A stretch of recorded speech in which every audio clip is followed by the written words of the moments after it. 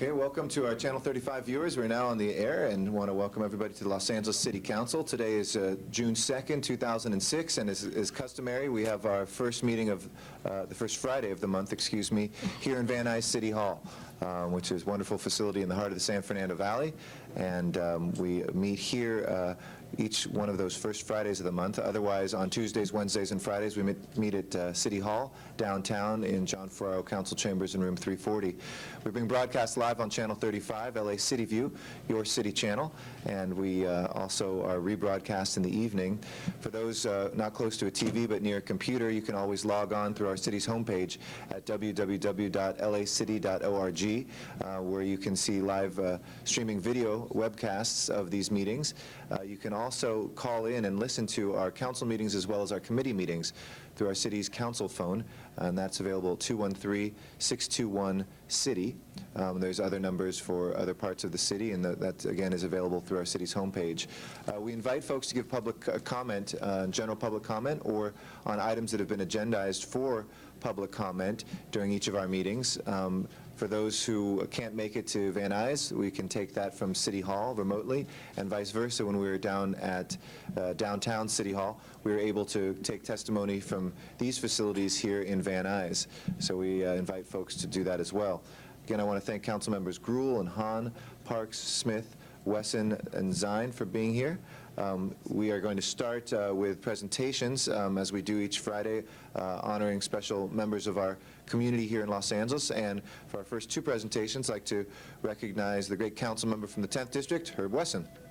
Good morning, Mr. President and members, and to all of the guests that are here in the Valley. Today's my favorite day because it's Pet Adoption Friday. I think I want to start things off with Tweet. You see this beautiful little kitty cat? Don't you want to take her? Wait, is it a him? Yes. Don't you want to take him home? Okay, Tweet is a kitten, a domestic long hair, who just stuck me. He's a neutered male, vaccinated, and 3 months old, and very frisky. Now, it's my understanding that we have someone somewhere that has an interest in Tweet. Is that not correct? This kitten is available for adoption. Well, anyway, for those of you that are watching us on Channel 35, you can give us a call. Somebody get me the telephone number so I can give it. They can give us a call, and you can adopt Tweet, who is very quick. And if Tweet's unavailable, let me assure you that we have hundreds of other animals that are looking for a home. The phone number to call is 888-452-7381. Now I want to present to you a 3-month-old doggy named Snuggles. Snuggles is a mixed shepherd. Lot of very funny, very fun-loving, loves to snuggle, and he's looking for a home. Look at that. Look at that. So if anybody wants to adopt Snuggles, please. But Melrose Laird, your quota. You've reached your quota. There's no more pet adoptions for you.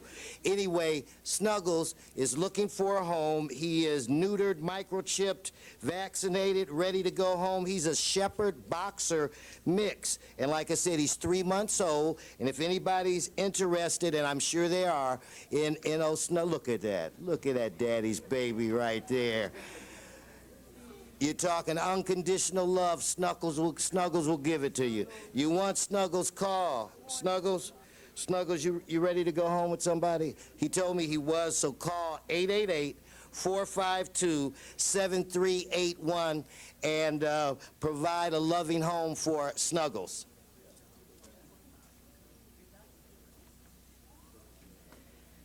Now that we're done with the animals, oh, and I do want to say that every pet that we've had put up for adoption has been adoption, so we don't want to break that streak.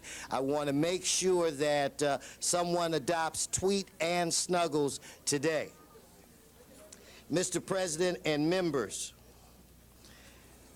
When I first moved to Los Angeles 30-some-odd years ago, I was the only member of my family here.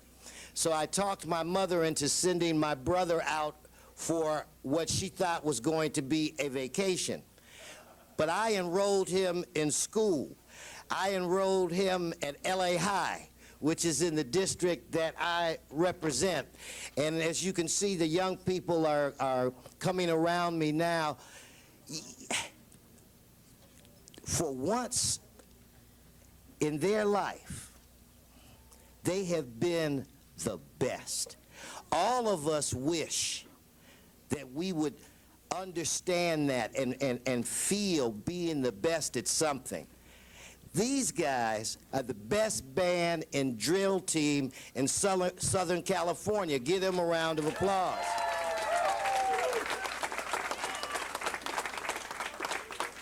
Now that in itself would be a major accomplishment, wouldn't you agree? But they've done it 16 consecutive years. 16 years they have been the best. The Boston Celtics of old didn't have a record like that. So I'm honored today to acknowledge the accomplishments of these great students, these great Romans, the school that my brother is an alum. And they wouldn't be here if it wasn't for the band director, Darnella Davidson. Give her a round of applause. And Cindy Frias, the choreographer. Okay. Darnella, give her a round of applause. And Cindy, and I want you guys to know, from my family, since I am a partial Roman, since my brother graduated from LA High, that we're very proud of you, and I'm proud to be the representative from the district. So with that said, I think I have a resolution to present. And I'm going to present it to Darnella because you and I are the same size, and it'll make for a very good photo op. Don't laugh at me, Mr. CAO. Let's give them a round of applause.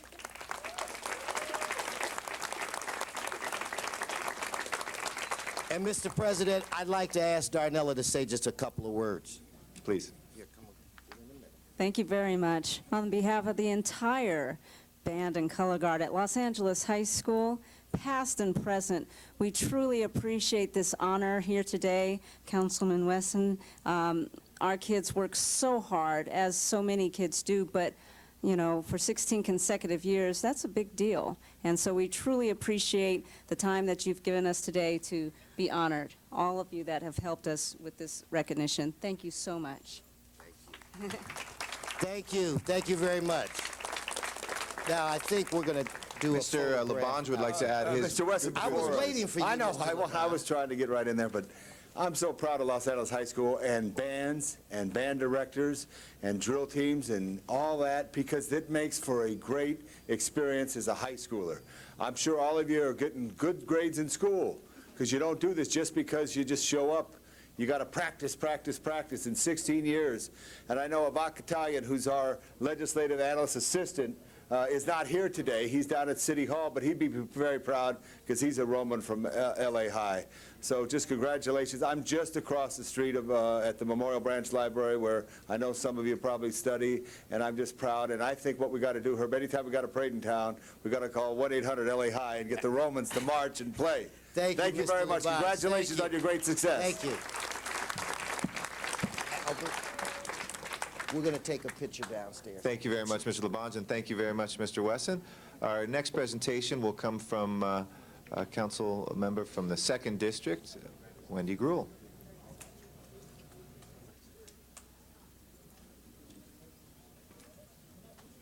Snuggles has already been adopted. The little boy dog has been adopted. Snuggles already Congratulations. has a home. Thank you to our adopter of Snuggles.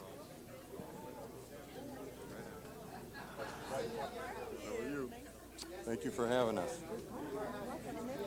Mr. Parks, there is a limit,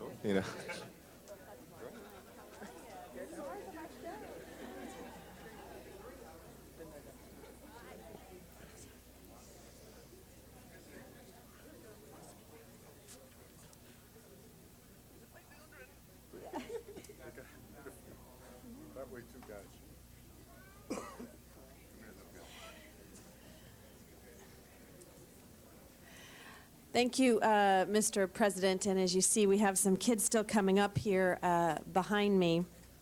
I have to tell you, we all have inspiring moments in our career as a council member or just in life. And one of those inspiring moments was just probably, it was a month ago, where I was at the El Portal Theater watching these kids perform behind me in a play called Nobody Runs Alone. And so I'm here today, and I gave them proclamations that day, but at the end of the evening, I said to them, you have to come to City Council so I can recognize you, because it was such an incredibly moving experience. And we all talk about education these days, and educators who make a difference. Well, I have to tell you, there are 3 educators, I don't know if they're all here today, but Hank Amigo, John Balbuena, and Bob Arnold, who are teaching our children. Let's give them, yes, let's give them a great round of applause.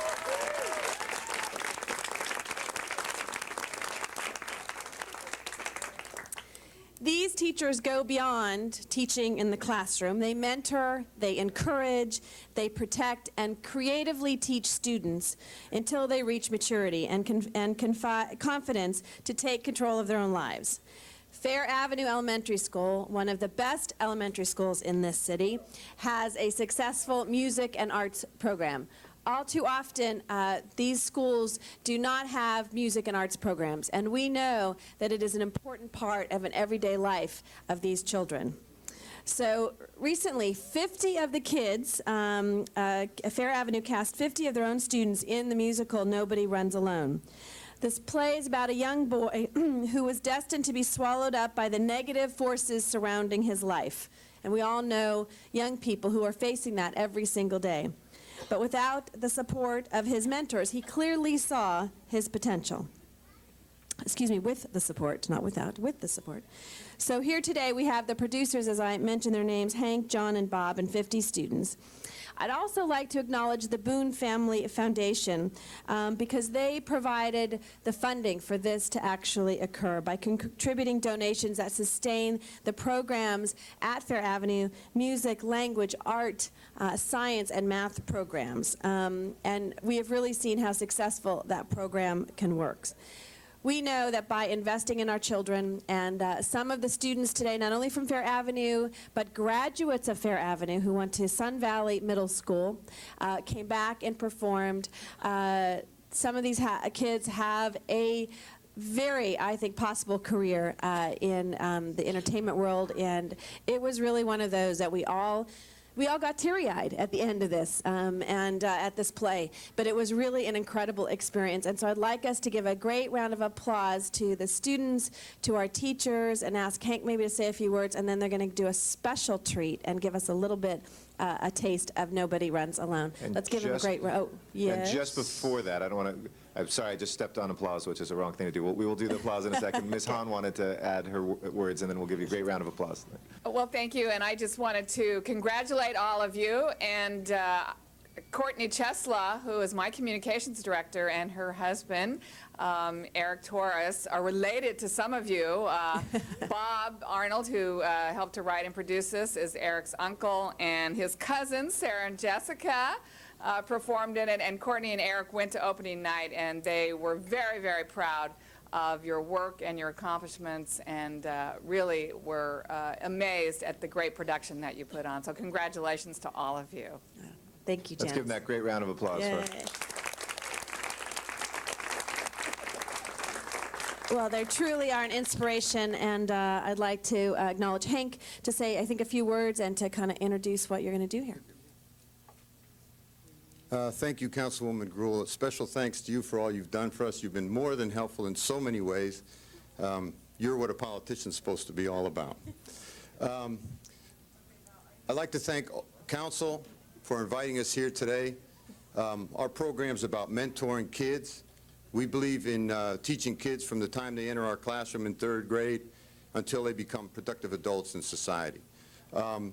We brought in Los Angeles Police Department officers to help to play a part in the show. John Catalano's here. Thank you, John.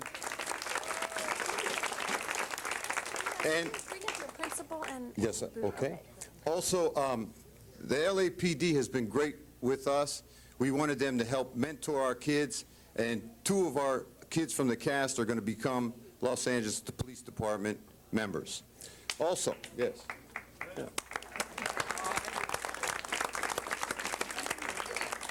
I'd also like to thank Mr. Nick Poon, who donated a lot of money to make this possible, have our kids have a professional experience. My principal of our great school, Fair Avenue Elementary, Ms. Rosalba Manrique. I'd like to introduce the original mentor of our mentor program, Mr. Bob Wilson. I'd also like to recognize Carlos Carballo, who was a former student of ours, who came back from the United States Naval Academy in Annapolis, Maryland, who was in the production as well. Thank you, Carlos, for being here.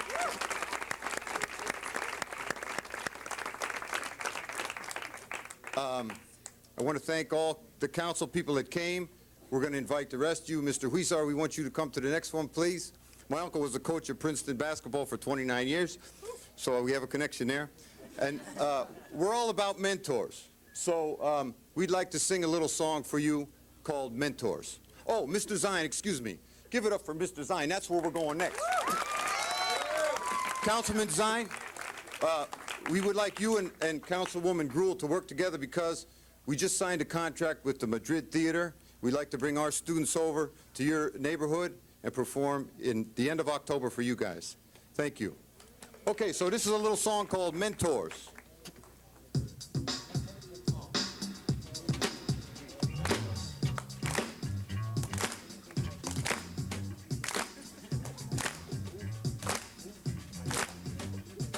When you're feeling triste, you know we got your back.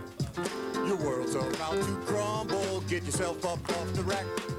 You feel so all alone now, we still got your back. You fall, we'll pick you up in a brand new Cadillac.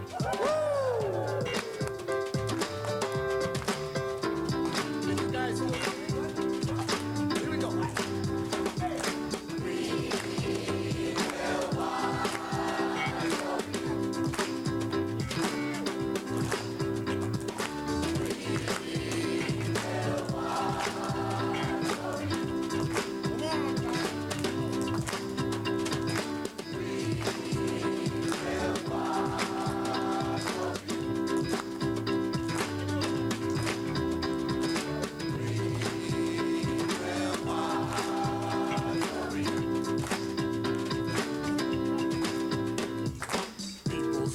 Foolish, what do they know? Ellos no saben nada, that's the way it goes. From now on, hey, essay, you got to know it's true. No tenga duda, say bye-bye to the blue. Bye-bye!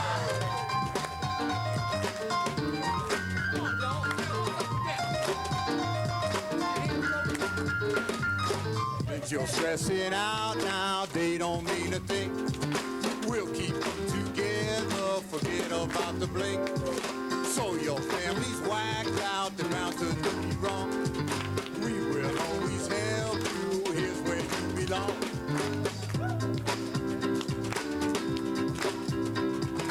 Come on, man, you're not going to be in front of city council that many times. Let's go.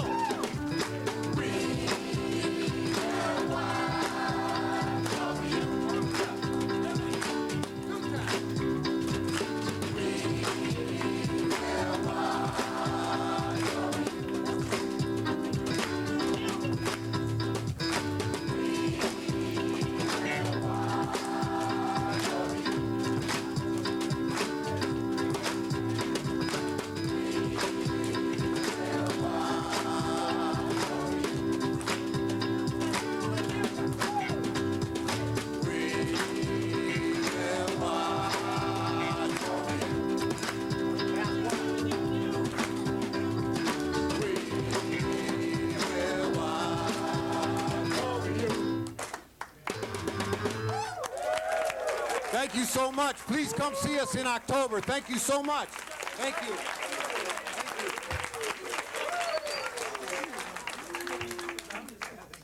As you can see, this is an excited group of people, and this is an exciting group of teachers.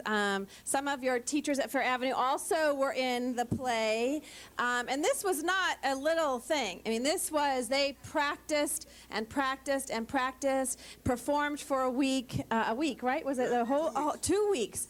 2 weeks at El Portal Theater. So this was a major commitment and a major commitment by the students and the teachers, but an incredible production.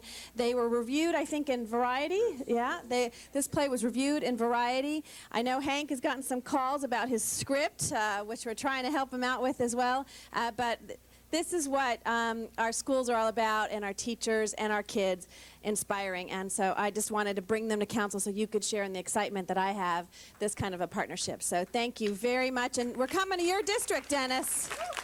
We are coming to your district. Mr. Zine? I just want to congratulate you. This is wonderful. I love it. The Madrid Theater welcomes community programs to come to that community, Canoga Park, All-American City. And I want to also acknowledge that naval, where is he? He's hiding in the back, the United States. And that is a real honor to go to Annapolis, the Naval Academy, being recommended, nominated by a member of Congress.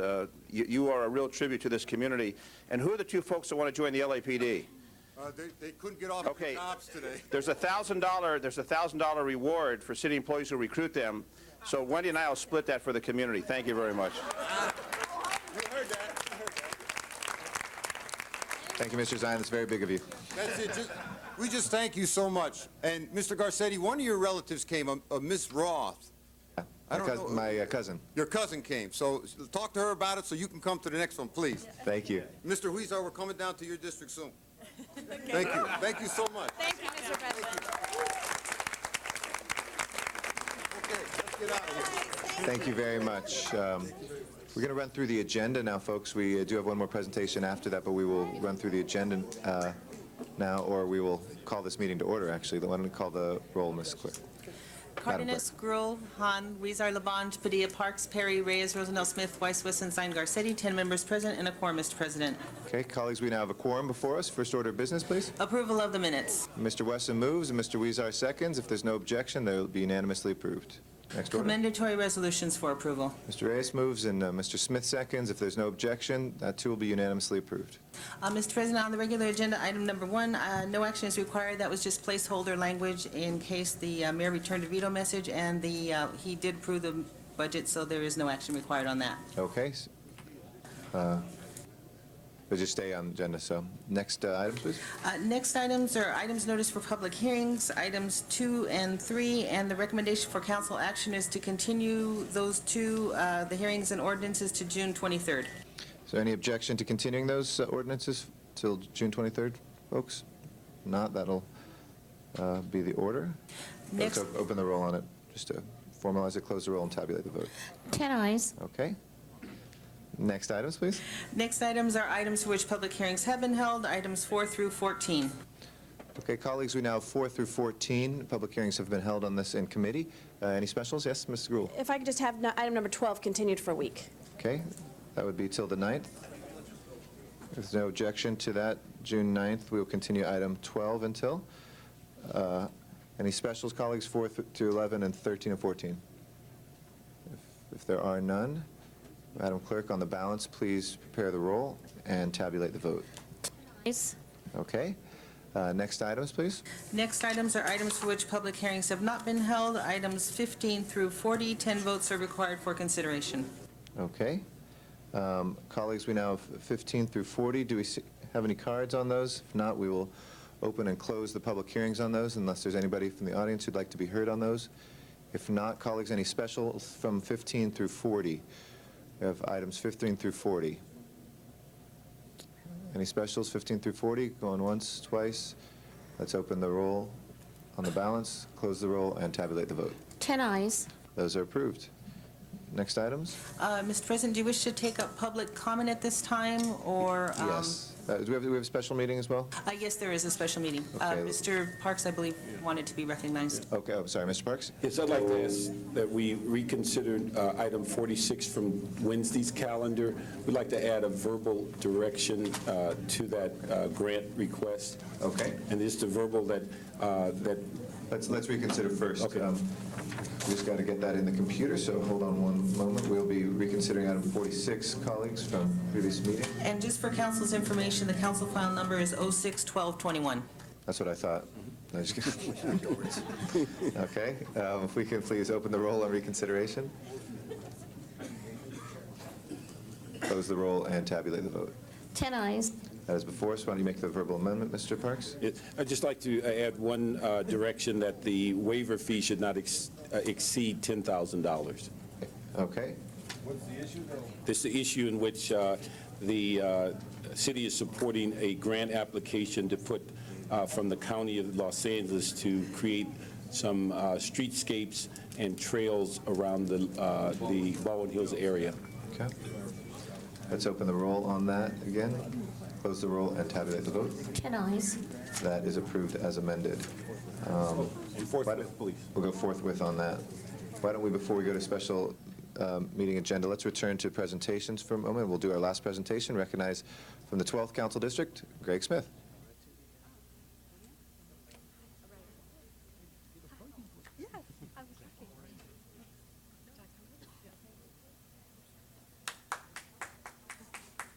My personal cheering squad is here. Larry, Melrose Green, we thank you for the applause. Thank you. Members of council, it's always a great thrill to introduce people that have done something for the community, just out of the goodness of the heart, not being prompted by anybody, not having to be asked by anybody, just doing something they really felt was important. And our good friend Dennis McCarthy, who writes a column in the Daily News about people that go out of their way to do good things for the community, kind of tipped it off yesterday and wrote the article before we made the presentation, but that's okay, that we're here now to honor somebody that's been working very hard in our community for 15 years. Chris Williams took it upon herself about 15 years ago to start cleaning up some weeds in the neighborhood, and it grew into kind of a big project. Thing that she took on was a great passion that she wanted to clean up the neighborhood, pick up trash, clean up weeds, and paint out graffiti. And it became almost a profession for her. Although she's a realtor, she knew the value of a good, clean neighborhood to real estate values as well. And so she took it upon herself to do this. And it got to be such a passion, she went out and got a trailer and hooked it up to her car and started filling the trailer up with trash bags. And it became such almost an obsession, according to her kids, that they went out and bought her for Mother's Day a professional weed whacker, and for Christmas they went out and bought her for Christmas a leaf blower. Those are the kind of gifts that just you don't get that often in life, and it's because she became recognized by her family and the neighborhood as somebody that goes out and cares a lot about the neighborhood, wants to make it a better place, and in doing so for the past 15 years has made life in the Northridge area, in the San Fernando Valley, just a better place to live. And so we're honored to be here today with Chris Williams to do as Dennis McCarthy did yesterday, to say thank you for your commitment to the people of your community, and thank you for caring about this city so much. You give so much of yourself, your time, and your energy to make it a better place for all of us. So, Chris, thank you. And I also want to recognize Paul Kim, former commander, LAPD, now retired, who brought this information to our attention. Thank you, Paul. And with that, I want to present you this resolution, thanking you for your service to the Los Angeles people. Thank you. Thank you so much. Do you want to say a word? Oh, I don't need to. Oh, come on. Okay. You're going to be on television. Okay. Give them one chance. You're Chris Here's my Williams. shot. What's your real estate company? Remax Olson. Remax. Okay. Thank you so much. This really means a lot to me. I do what I do because I love to see results, and one or two people really can make a difference. And it's very rewarding to take pride in the community that you live in. So thank you. I really appreciate this. I will continue. This will be the fuel I need to do it for the next 15 years. Thank you. In that case, we'll give you a bigger one. There you go. Thank you. You want to take a picture?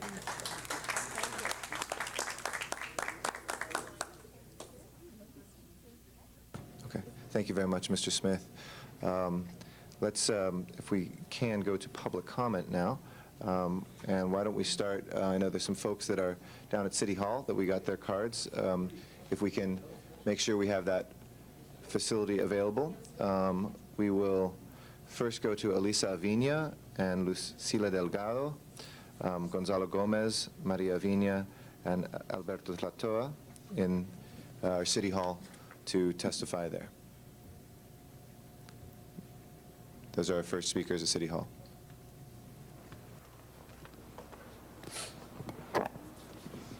Buenos días, mi nombre es Lucila Delgado.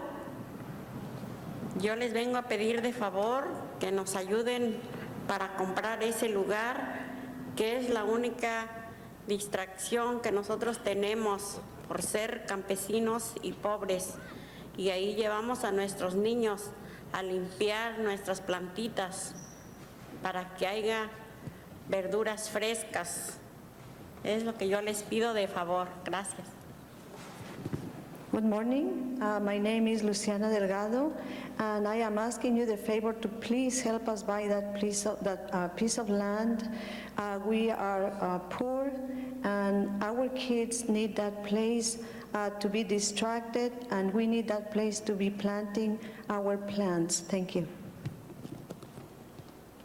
Buenos días.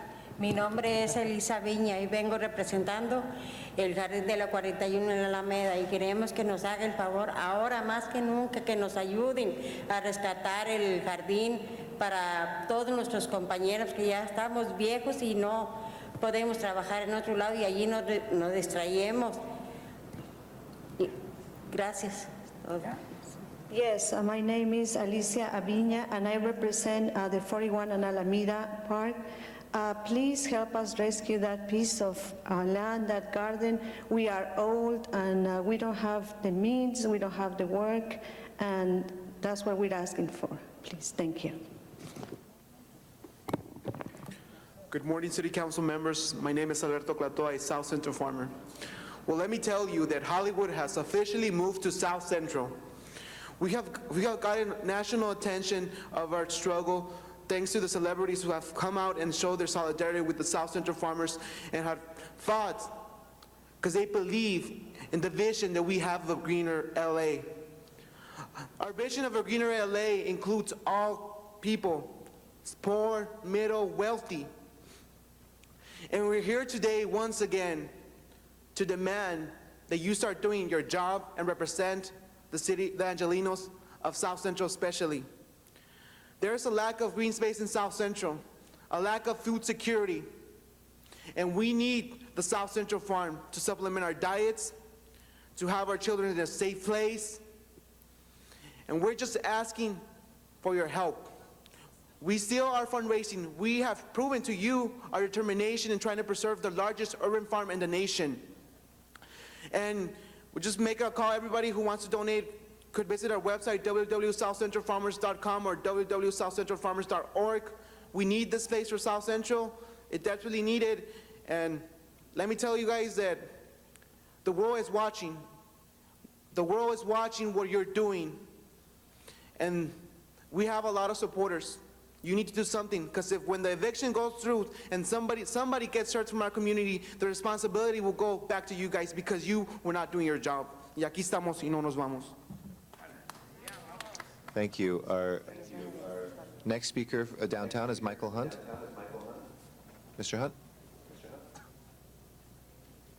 Good morning, City Council. I'm back on the record. Herb Wesson and Bernard Parks. If you guys want to have a debate about what 45 is about, or if you guys want to put people back to work and look at the big picture about the whole thing, it's one thing, but it's a difference between a black man and the N-word. The black man would never answer what you guys did. So I'm just letting you know that's how the media is looking at you guys. Also, Ms. Hahn, you go to the 11th district and beat up people, and you fight people over jobs, but you won't do that yet for the African-American community. I wonder why. My name is Michael Hunt. I'm ready to debate you guys on TV. I got like 35 channels that's interested in the debate regarding the First Amendment issue. LA Times, everybody's called me, lined up at the door. I'm ready to get it on anytime you are. If the word's in the dictionary, it should be loud in public forum. I'll keep to that, long as it's not used in a negative way or pointed at anybody. I will support that. The minute it's not supported in that way, then I'm on you guys' side as well. But let's get it on in a national forum. I got like 35 TV stations ready to do it, and let's see what we come up with. It's about jobs. That's the underline. It's about jobs that they took from Venice community. A lot of people don't understand it. They can't read in between the lines. It's about a job, a permit that they sold about 1,300 African Americans, Hispanics, Angloids, and Chinese people that they can't use and didn't refund the money. The issue is jobs here, not about the N-word. Let's keep it real. Thank you, Michael Hunt. Thank you very much, Mr. Hunt. We now turn to public comment here in City Council Chambers in Van Nuys, and I'd like to invite Rick Nightingale to be our first speaker on general public comment, to be followed by Sheldon Walter. We'll have 2 minutes each. Welcome. Thank you, council members and President. I was here last month regarding, our small businesses. My family has a little 4-unit apartment building. When I brought it up regarding these, the bond measures that keep eating into what we get for rent, and our rents aren't that much, well, here we go again with the trash. The trash turns around and it ends up being on the water bill. In a 4-unit building, we pay the water bill. And it turned around and put out another double the amount that it's going to cost, and it's going to go triple in the next 3 years. And I would like to get an answer one way, like from Councilman Smith. I'm in his district, and I talked to him about this, and he says it was strictly going to be for the police. And then I hear from one of you council members, it's not going to be all for the police, it's going to be for other things. So now and then we got this gas situation. When are we going to get a raise on the trash thing for the gas for running these trucks? This is going to come up, and pretty soon. And then regarding when can we, or when will it be answered if we can? Because it has come to the council before about that we could put these to the renters, because a lot of people vote for the bond measures that rent and they don't have to pay. It's only on the people that have apartment buildings or rental property that have to pay. So I'd like to get some type of an answer into Councilman Smith's office, to me personally, that I'd like to know what is being done, or what I can do more, or come here, or am I just talking into the wind? And then another thing is that I went over to, it's called the Neighborhood Legal Service. Now, we can't afford to turn around and go every time we have a question and pay $200 an hour to a lawyer, where I think as a citizen of Los Angeles that they should be able to answer a question, and they says, I can't answer a question because you own the building and you have a little bit of money and these other people do not have any money, so we strictly can answer their questions and do what they want, but they can't do anything for us. And I just don't think that's fair. And I'd like to know what could be done about this, or change the rules of this situation, that us taxpayers do not be able to get it. We'll Thank make you sure very that much. somebody from Council District 12 touches base with you. Appreciate it. Thank Thank you very much. Sheldon Walter is our next speaker.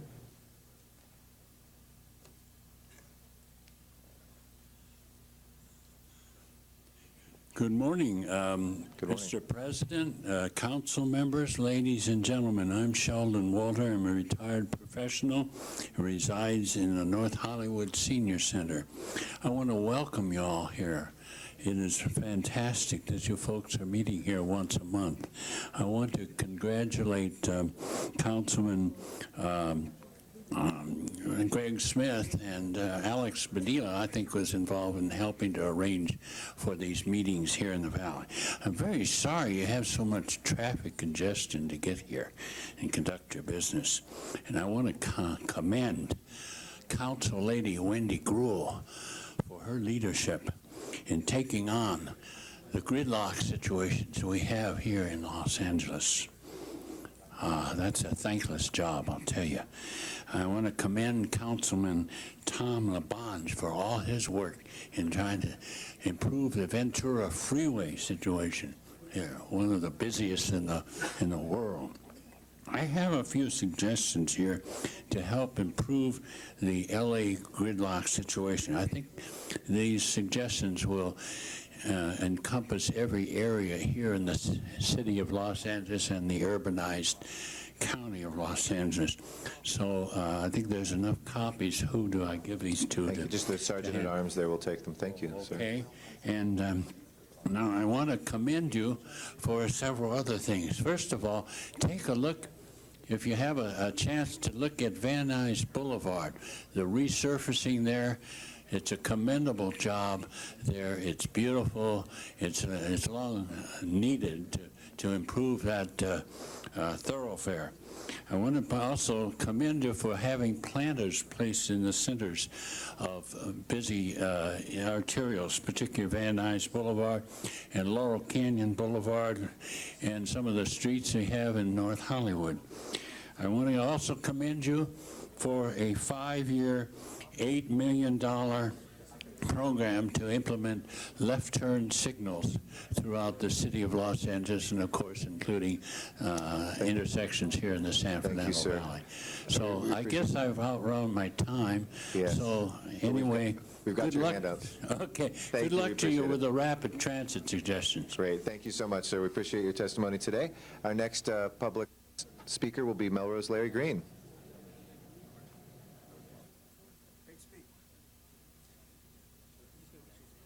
Good morning. It's a packed day for me, so I'll be very brief.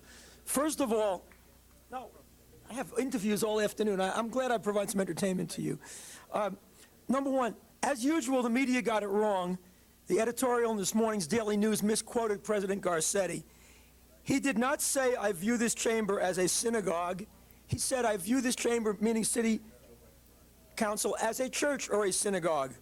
So they say, which makes him and his colleagues the high priests and priestesses of City Hall. No, taking their quote, he would be the rabbi of City Hall. But they misquoted him, number one, as the great Ronald Reagan said, there they go again. But I want to applaud Councilman Parks, I call him Chief Parks, I'm an old school guy, and Jan Perry and Herb Weston for this tremendous motion that they passed. It's attracted nationwide attention to bring some decency into City Council, and you have my unequivocal support on that. And it's about time. In fact, I think you should wear the wigs like the House of Lords in England. You think I'm kidding? I've been to London. I went to London School of Economics, and we won't get into that right now. Anyway, I've got to catch my bus at the Orange Line so I can go on the Red Line and go home and do some interviews back in the East Coast. But I do want to say that, as you all know, Tuesday is Election Day. And I don't care if you're Democrats or Republicans. I was so invigorated by Councilman Parks' motion. I'm thinking of becoming a Democrat again.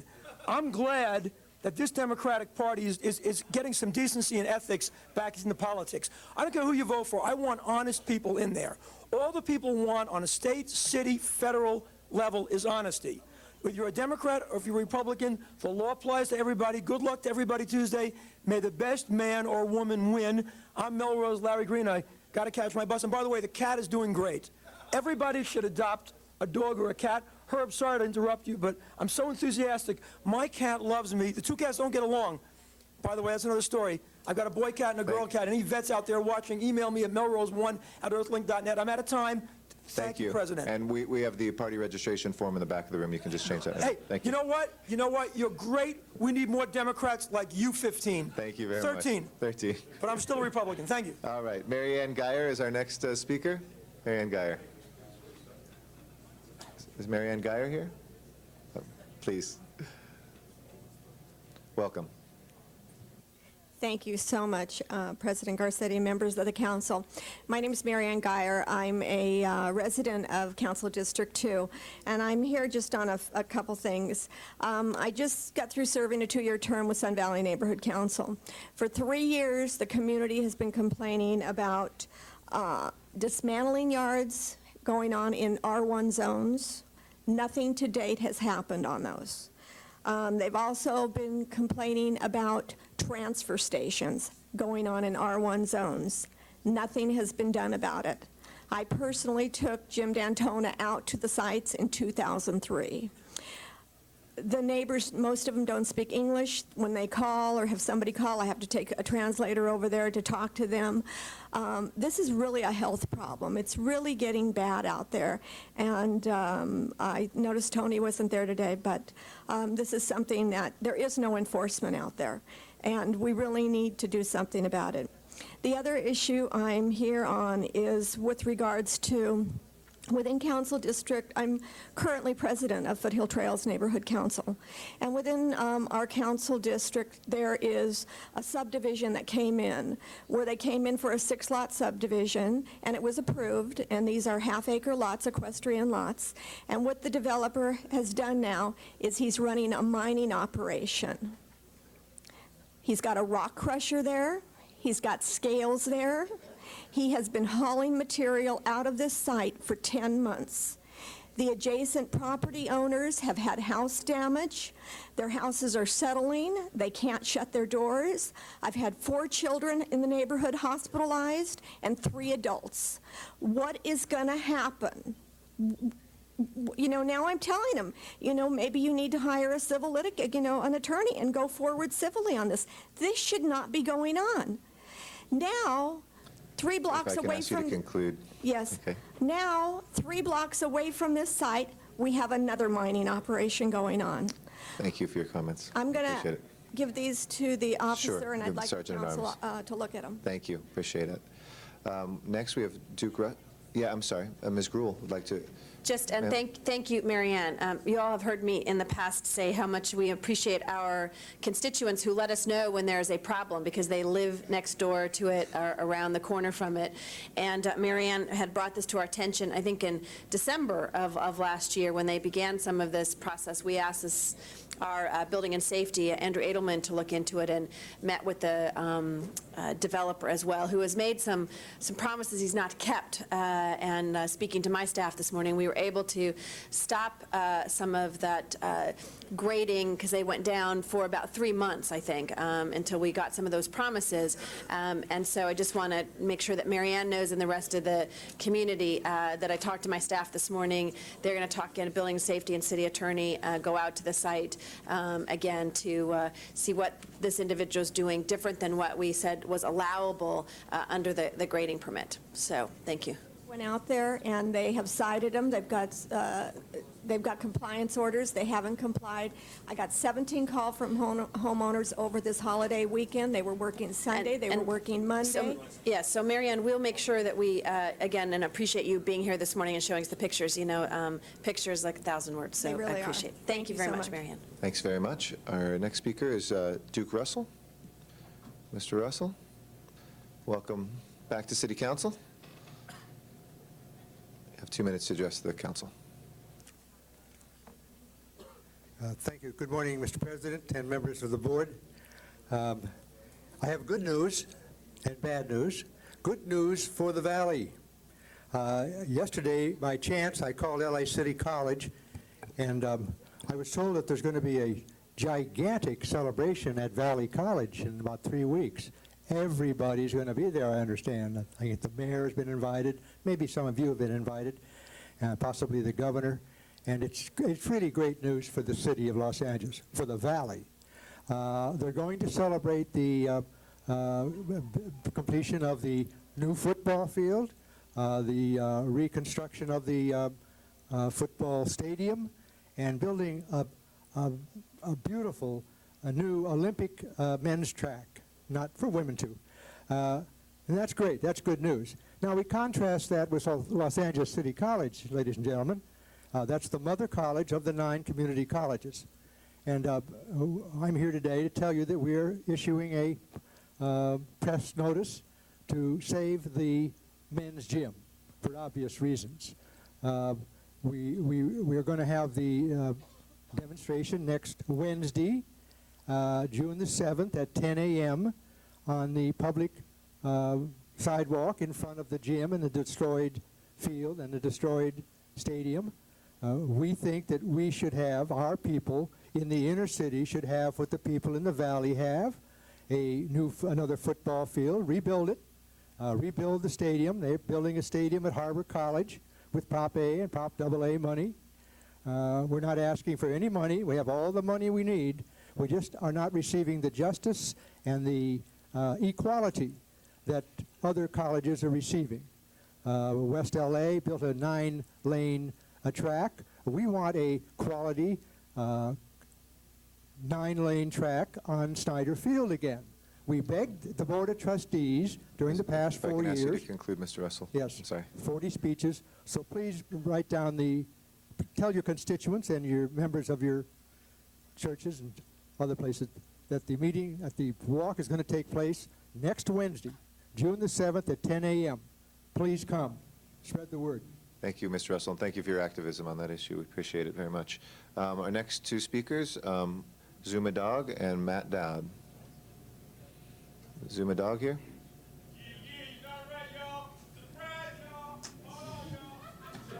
Yes. On your ass, y'all. Zuma Dog incognito, y'all. I was sitting there the whole time. You thought Zuma Dog wasn't here today. I'm incognito. I fooled all y'all. I'm here to gloat, dance, and sing triumphantly, y'all, because in case you didn't see, y'all, Zuma Dog, the squeaky wheel, a.k.a. Kush Daddy, he got an article in the LA Times, y'all. Zuma Dog would like to start a new program. It's good to read, y'all. And I'm going to read out of it's called Zuma Dog Wags Tail and Castle's Face, y'all. You may as well call it My Sack Your Tonsils, y'all. Hootie-hoo. Zuma Dog shows up. It's about $1 incense and the unconstitutional things happening in Venice Beach. Before you know it, Stephen Clark's pick up on the LA Times. Then, for all you that surf the internet, there's an article in the Cleveland Plain Dealer, y'all. The waves of Zuma Dog made it all the way to Cleveland. Go to the ClevelandPlainDealer.com, y'all. Hit Zuma Dog. Now there's an article in Cleveland, y'all. That's how unconstitutional and messed up it all is, y'all. But this is a good day for Zuma Dog, y'all. If you want to see my DVD, you can go to YouTube. That's YouTube.com. Just go to ZumaDog.com. I'm gonna promote myself shamelessly and superfluously, y'all, because this is my day, y'all. Go to ZumaDog.com. You can watch Zuma Dog fight City Hall on YouTube. I got links. Hey, what's up, Weston, y'all? I can sing, too. Weston, why'd you say Zuma Dog can't sing a lick, y'all? That ain't right, y'all. You said that. Don't say that, y'all. Now I'm gonna prove it to y'all. This weekend, when you're listening to K-Big Disco Saturday night, think of Zuma Dog when you're here. Yeah, you should be dancing, yeah, dancing, yeah. Well, you can tell by the way I use my walk. I'm a woman's man, no time to talk, staying alive.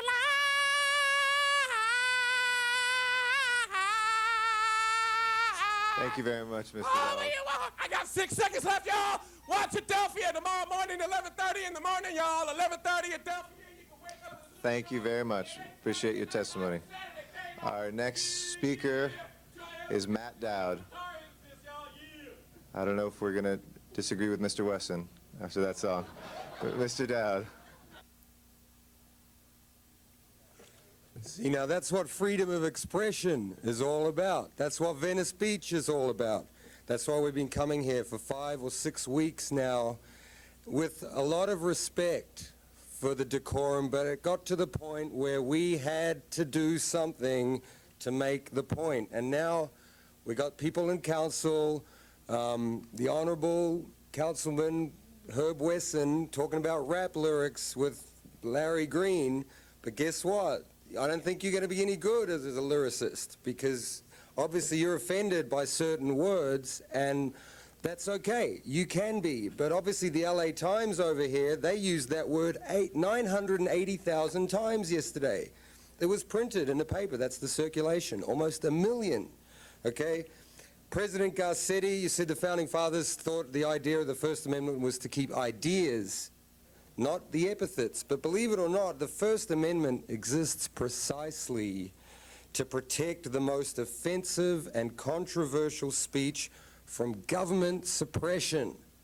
That's what it's for, and that's what we exercised, the right to use a word that is in common usage throughout this whole town. You also said that Rule 8 said there was 10 minutes. That was a restriction on speech, okay? That's a time restriction. You said there was no interrupting a councilman. That's a manner restriction. You said you have to address from the center aisle. That's a place restriction. Time, place, and manner restrictions are not content restrictions, and that's what we're talking about. Content in a free expression zone. I have a contract from Rocky Delgadillo that I signed. It's an agreement. There's a First Amendment clause in here which says the provisions do not apply to items which carry philosophical, religious, ideological messages, and that's what I have. So, you know, you've got an ordinance here that's plainly unconstitutional. It's about to be overturned in a federal court, but what you can do now is start... Your time is up, I'm sorry. Okay, can I just finish my final thought, please? Last sentence, please. Thank you. Yeah, what we want to see now is if you start narrowly tailoring this ordinance, okay, to fit your compelling governmental interest, which is what the federal court said. I mean, how possibly a guy selling shea butter is a compelling government interest, and you have him arrested 24 times? Appreciate it. Thank you. This closes our public comment for today. We'll now return to the agenda. If we can recess the regular meeting, go to the special meeting, and run through that agenda, please. Please call the roll. Cardenas, Gruel, Han, Weezer, Labange, Padilla, Parks, Perry, Reyes, Rosendale, Smith, Weiss, Westenstein, Garcetti, 10 members present and a quorum, Mr. President. Okay, first items. All 4 items on the agenda are items for which public hearings have not been held. 10 votes are required for consideration, and I believe there are cards on 2 and 3. Okay, we'll call both 2 and 3 special for cards. We have 1 and 4 colleagues. Anybody wishing to call item 1 or item 4 from the special meeting? Special. Seeing none, let's open the roll on the balance, close the roll, and tabulate the vote. 10 ayes. Those are approved. Let's continue the special meeting back into the regular meeting. We have forthwith on special 1. Yes, thank you. If we can send special 1 forthwith. Okay, and since we ran through everything there, we will then take up item 2 next. We do have a number of cards on this. If there's no objection, we'll go to the speaker cards first. Let me count how many we have here for a moment. We have 10 cards. Again, pursuant to our council rules, if we haven't held a public hearing, we need to do one of 10 minutes. We could set the clock at 1 minute per speaker, or we can do 2 minutes. If we do 1 minute, everybody can probably get a minute. Mr. Zine, do you have any preference? Whether we do Mr. President, if I could open some comments to give before the public comment? a platform, Okay, and then sure. be Why don't happy to we hear. recognize Mr. Zine before public comment, then we'll turn to the public comment next. Mr. Zine. Thank you, Mr. President and colleagues. This matter is great frustration. What we see chambers today, representatives from the Woodland Hills Neighborhood Council, also representatives from Sherman Oaks and other communities.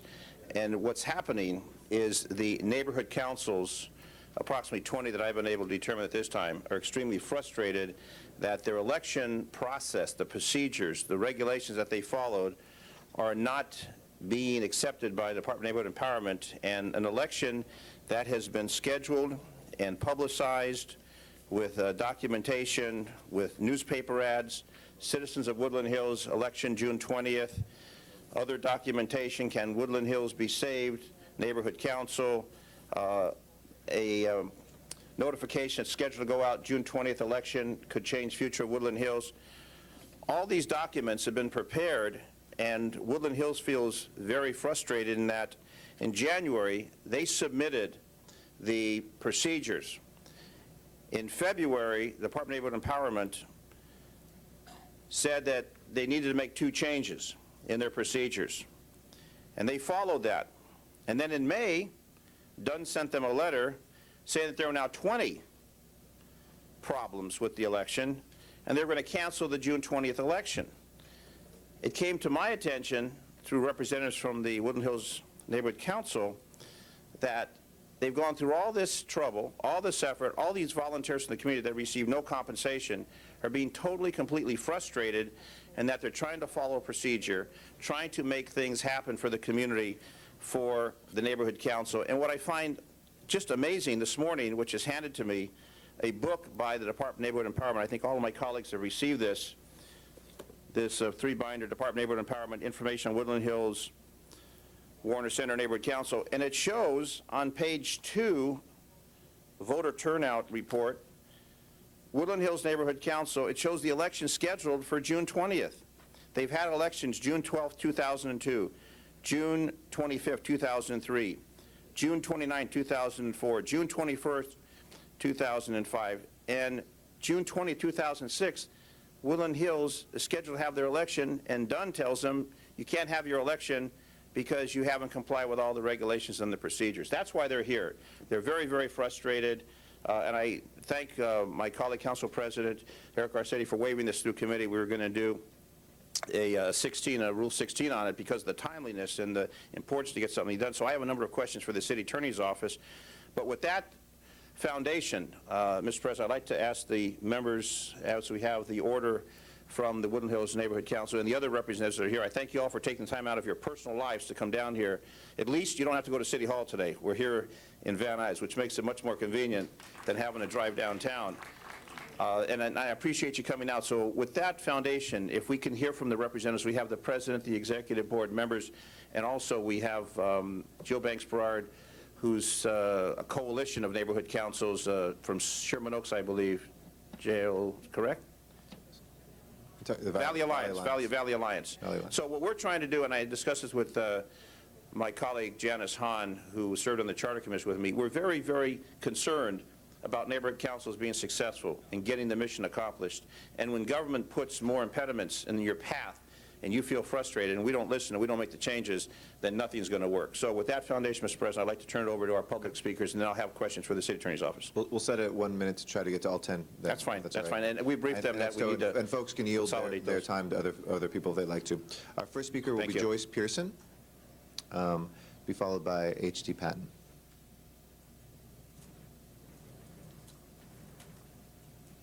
Thank you, Mr. President, Councilman Zine, and council members, especially Councilman Zine, for recognizing how important it is for a neighborhood council to have its integrity maintained. When you set elections and then you just suddenly cancel them, it certainly looks like we do not have an arm of government that's functioning very well, nor will it attract the neighborhood participation that we're looking for.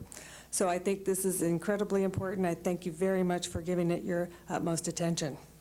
You're the former president from Woodland Hills. Yes, I served as chair of the Woodland Hills Warner Center Neighborhood Council for the last 2 years. Great, thank you. H.D. Patton, to be followed by Robert Bessler. Yes.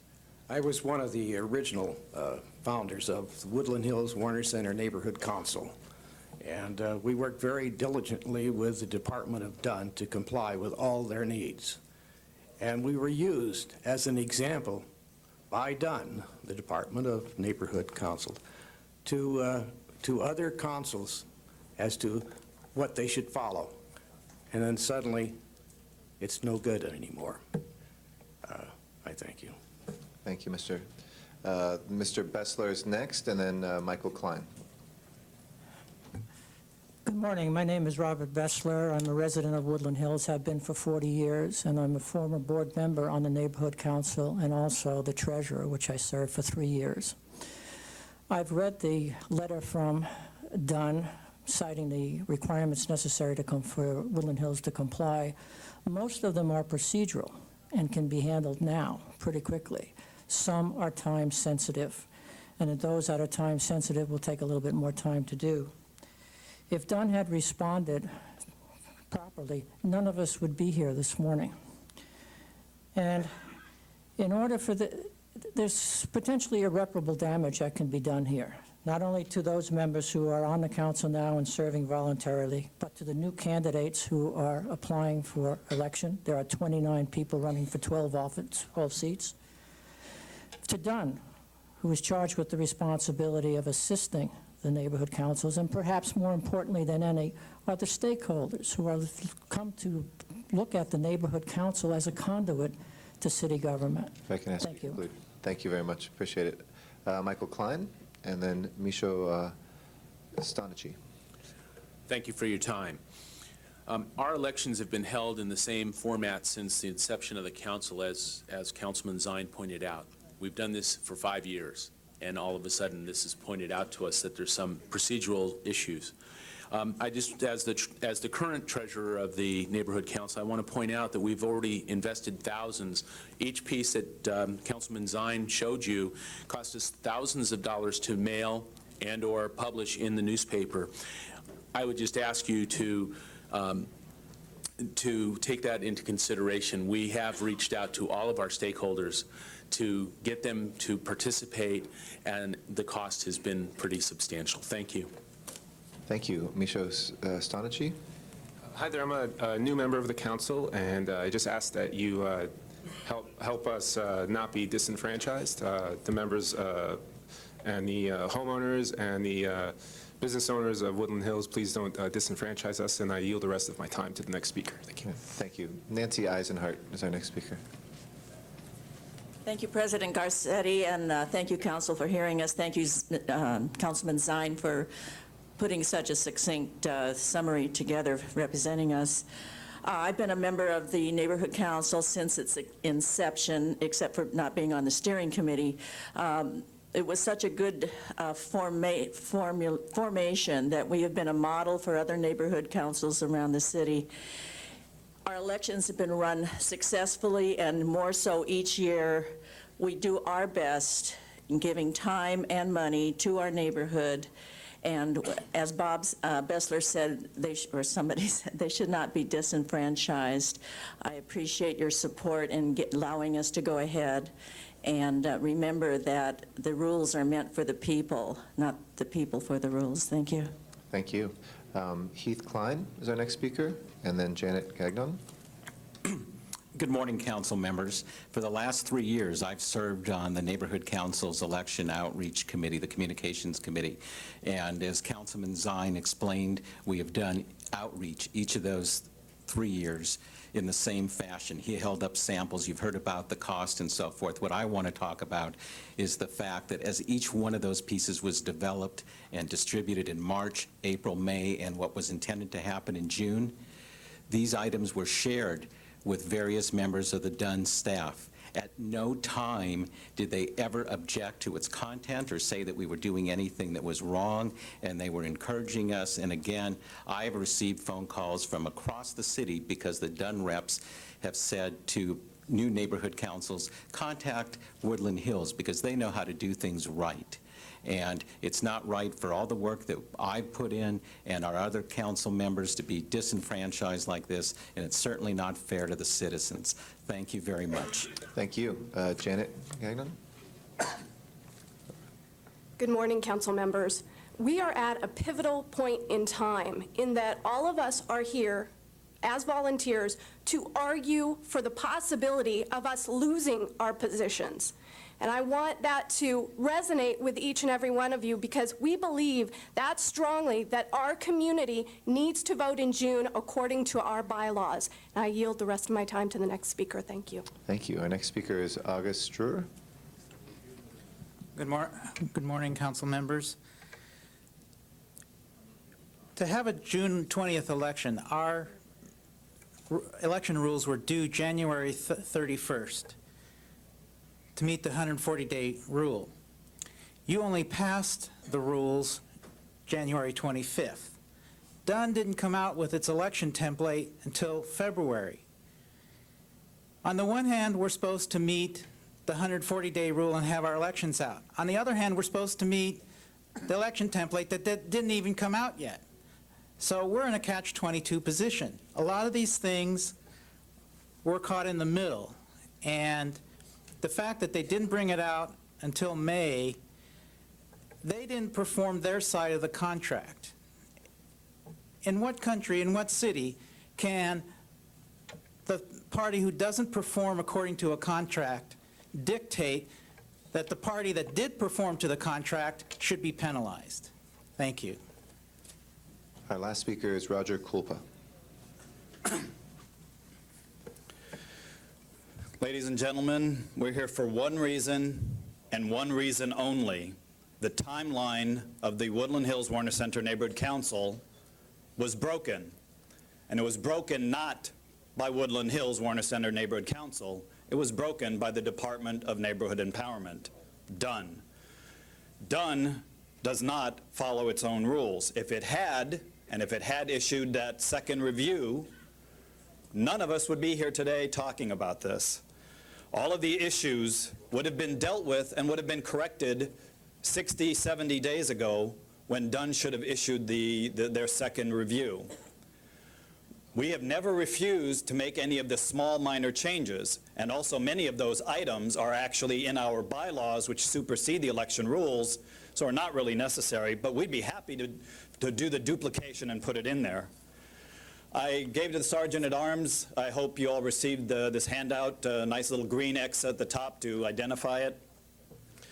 There's just 2 pages stapled together. The first page is the actual timeline spreadsheet that Dunn sends out. They sent it to us where you basically just put in your election date and it fills in the rest of the dates that everything is due. Now, as you see, if you look down the right side of the column, everything was done by us before and after. The one side that's highlighted is the problem. This is where the football was dropped, and the whole procedure now 60 days later, 70 days later, we're being penalized. Thank you, sir. This is part of the problem, is that when Dunn violates the rules, there are no penalties. When the neighborhood councils do, there are penalties. I'm the chair of the current chair, and I just wanted to say, if I may, that this is really a simple problem to fix.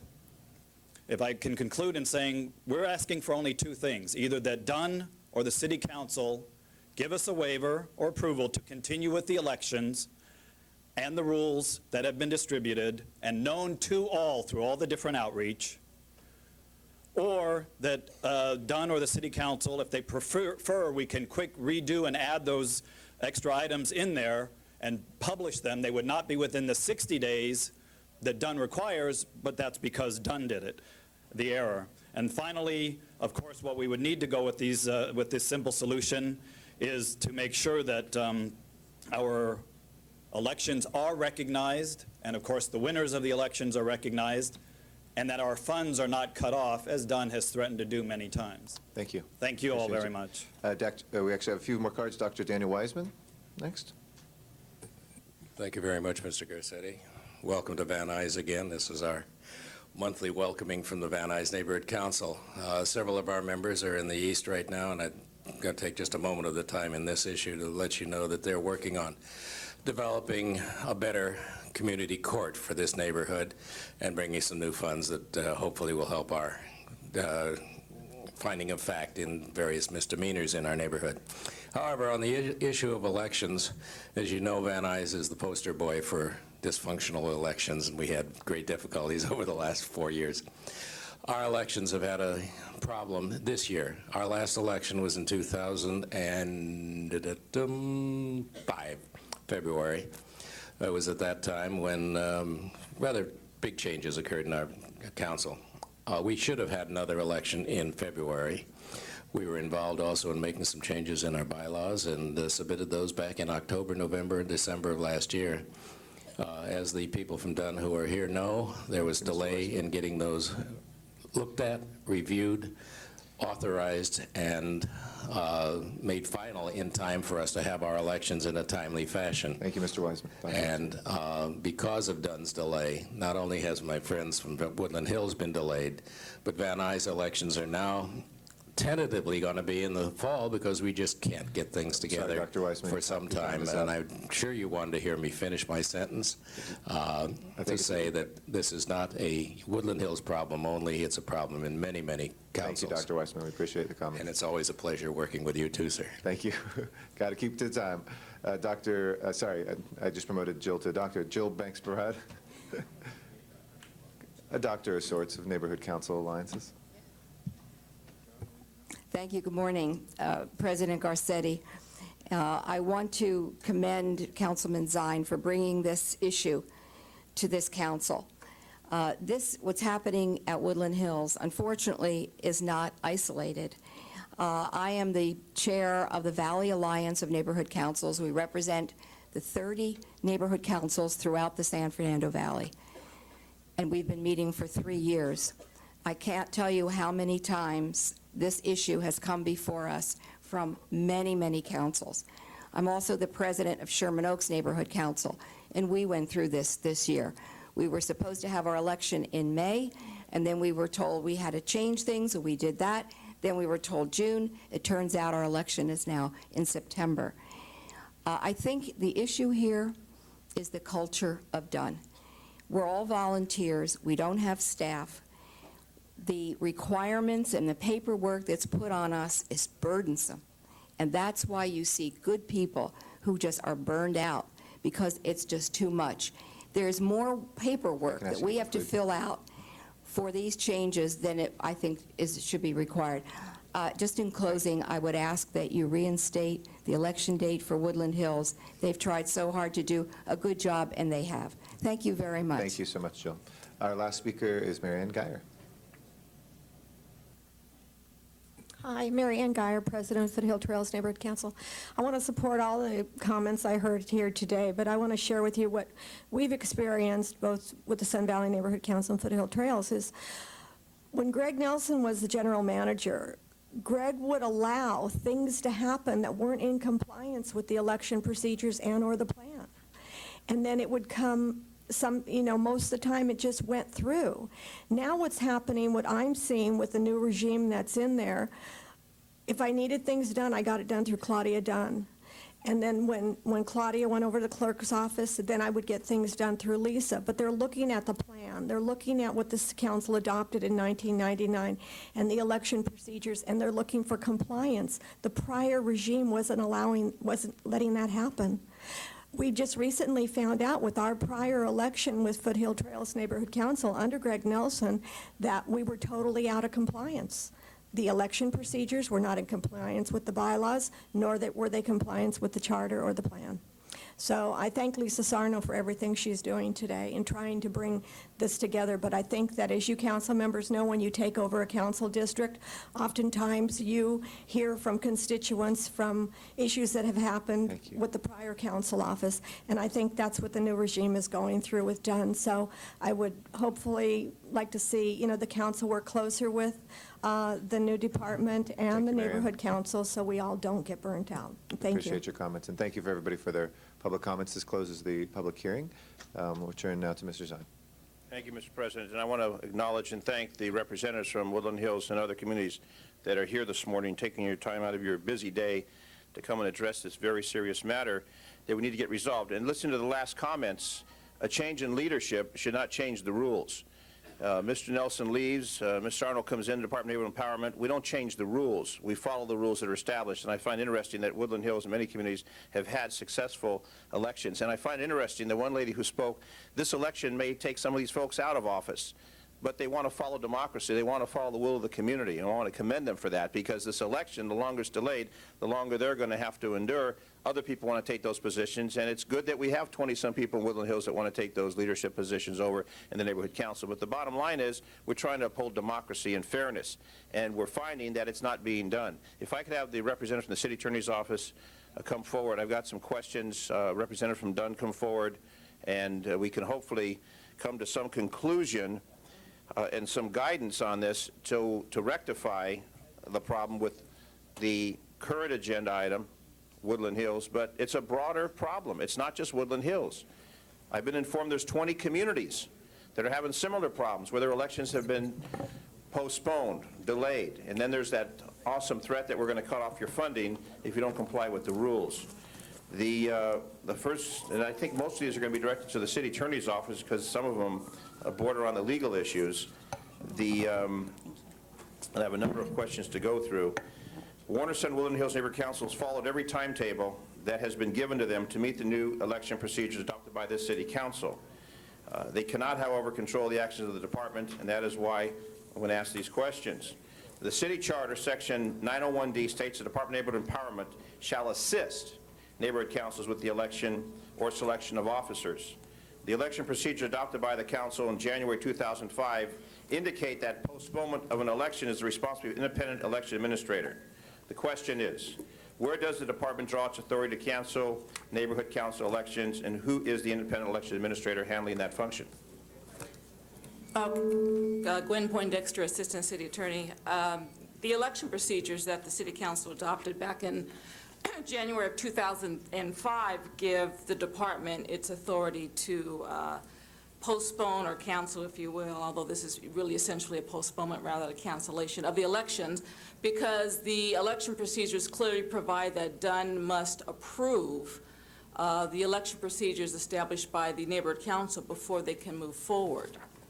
And in this particular case, in February, Dunn sent a correspondence back saying there were 2 changes necessary, and Woodland Hills complied with that. And then in May, there's 20 situations, 20 matters that have to be corrected, and your election is going to be canceled. But where is the independent election administrator that is supposed to be handling that process? Where is that along the way, or does it not exist?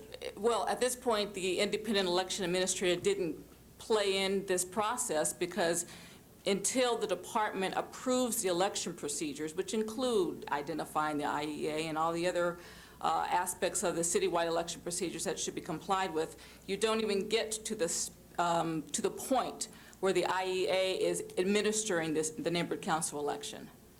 And does the cancellation of the election send a chilling effect to the community, to neighborhood councils, about following any rules or maintaining a neighborhood council, or just frustrating them and then having them walk away and have it dissolve itself? Well, quite frankly, Councilmember, I'm not sure I can answer that question. It's really a matter of opinion. Legally, I don't know that it would have a chilling effect. Remember that this process and the ability of Dunn to approve the election procedures was adopted by the working group, which was comprised primarily of neighborhood council members. I think they felt, and I was a member of that working group, I think they felt that these were legitimate procedures, and I don't know that they considered the fact that there could be a chilling effect if neighborhood council elections were postponed, because written in is that ability. They felt that that was sometimes a necessary factor to have to take into consideration and have to implement should the election procedures don't satisfy the rules. And with the time frame that's been established, where the neighborhood council must submit the procedures, the rules, the regulation, that's established by the Department of Neighborhood Empowerment, correct? That's established by the election procedures themselves. And that's what everyone follows. So when a neighborhood council follows that and submits in January, and then receives a response a month later, they were within the time frame, and saying that there were 2 errors that have to be corrected, they're corrected, and then nothing takes place until May. Where's the responsibility of Dunn to keep them informed, to say, you have 2 errors we want rectified. Now, months later, we have 20 errors, 20 issues that we want to raise, and because of the time frame, because now we're not complying with the time frame that's been established, this election is going to have to be postponed. Where's the legal standard in that? When you tell someone, when they submit their policy, their procedure, and you don't agree with it and say, okay, you got 2 areas of concern. Well, by the way, months later, now you got 20 areas of concern, and it's so late, now you can't complete the election because now the time frame that's been established isn't followed. What about that part?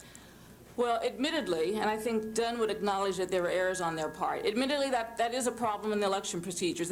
When the working group established these timeframes, we presumed that Dunn would follow the timeframes that were set out in the plan. And there was actually discussion among the working group as to whether or not we would establish some penalties or an appeal process. And at that time, the working group decided against that. But you might recall that at the time the election procedures came before the City Council, and I did a little research with your legislative history, you did consider whether or not, you discussed the feasibility of whether an appeal process for neighborhood councils should be established, should they wish to appeal a determination by Dunn, whether or not they're in compliance or not. And you asked the Board of Neighborhood Commissioners to come back and discuss that and bring that issue back to the council. So it was an issue of concern, but the procedures right now do not address the scenario that you're asking about. If Dunn doesn't comply, there's no penalty or remedy.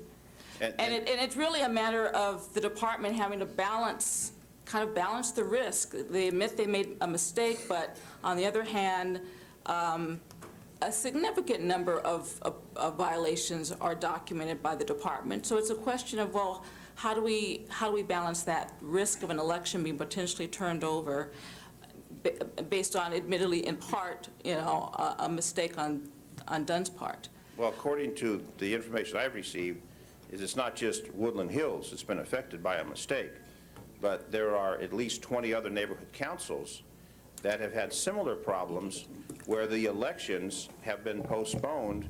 And we heard from Jill Banks-Berard that in her community, that was also postponed and moved to another date, which to me, and I think to the common person, would cause a chilling effect and a frustration to say, you know what are we wasting our time for? What are we spinning our wheels for? Let's just let this dissolve itself and let someone else take it. And if someone else isn't interested, then let that neighborhood council just evaporate and walk away.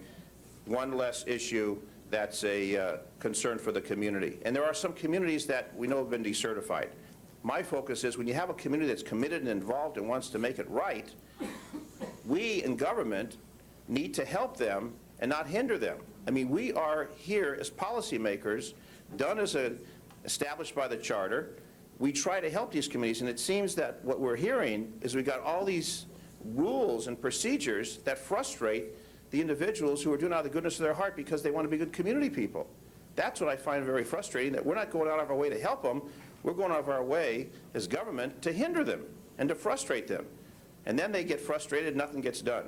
And here we are trying to resolve something that's going to happen June 20th. And then the thousands of dollars that have been spent in materials of taxpayers' dollars that we give them to promote it, to disseminate the information, it's all a waste. So we're just throwing money down the drain, frustrating our electorate, the community members. I'm asking what the city attorney's office can do to make it work. How do we make something that is not just this one neighborhood, but all these other neighborhoods? Poindexter. Well, I think we thought jointly on our working group that these procedures would allow neighborhood councils elections to work, because if you recall, several years ago, we had no rules whatsoever for neighborhood council elections, and quite frankly, there were many elections that were being challenged because of that. And through the leadership of the city clerk's office and the various volunteer neighborhood council members who took a huge workload responsibility out of their personal time, for which they should be commended, they came up with this document. They debated these issues, many of which you're discussing right now, back and forth for at least 1 year, about 18 months, and brought forward what we think actually is a comprehensive document, an initial foray into this world of neighborhood council election procedures. It's not embedded in stone. This city council, in fact, envisioned that there would be amendments to these procedures. It's a working document that still needs to be tested. I don't think it's it's a document that needs to be abandoned at this point. I think Dunn can speak to some of the reasons why their other neighborhood councils elections had to be postponed. Okay, we'll get to that. You'll have an opportunity for that also. Does the election clock stop ticking when Dunn fails to meet its obligation as prescribed in the guidelines, or is it fair to expect the neighborhood council to continue to meet their requirements even if Dunn fails to complete theirs? Does the clock stop? Is there any type of process where we submit the response, we don't get anything back for months? Does the clock stop, or does it keep on ticking whether there's an acknowledgement or not? In other words, the timeframes that have been established. The timeframes that have been established don't continue forward because, again, Dunn's involvement is really only at the very beginning stage. It has to approve election procedures. It has to submit a formal approval document to the neighborhood council. So if that approval doesn't happen, then none of the other timeframes can be met. And that's what happened in this situation. There was never a formal official approval by the department. And Mr. Zine, you're over a little bit. Can I, Ms. I Hahn? am a little bit. How about a whole lot? You are over time a little bit, but we'll come back to you. Can we go to Ms. Hahn, then You know press what? your button again? That's You want to fine. keep going? That's fine. No, that's fine. Go ahead. Okay, then we'll come back to you. Okay, thank you, Madam President. First of all, I really appreciate Councilman Zine, you bringing this to the full city council. I think exactly this is our prerogative to do this, and I will say as well that it's not just a Woodland Hills issue. I have heard from the neighborhood councils in my district, several of them who've had perfect elections every single time, have had no complaints or problems, and are now being frustrated because of some of the requirements. But I will agree with Madam City Attorney Poindexter that, a couple years ago, we had no rules, because I think Dennis and I, when we thought about neighborhood councils in the city charter, we really did think one size did not fit all. We felt like all neighborhoods had different, unique, diverse qualities that wouldn't necessarily fit a cookie-cutter plan for neighborhood councils. We really felt they should be grassroots from the bottom up. But what we found, as Ms. Poindexter said, we had a lot of elections that were challenged. I mean, we had some horrible stories, everything from dogs voting to busloads of children from a child care center voting. So we had a lot of problems. So a group of, as Gwen said, a group of volunteer neighborhood council folks, I know my staff worked on them very hard, came up with election procedures that we thought would be good guidelines.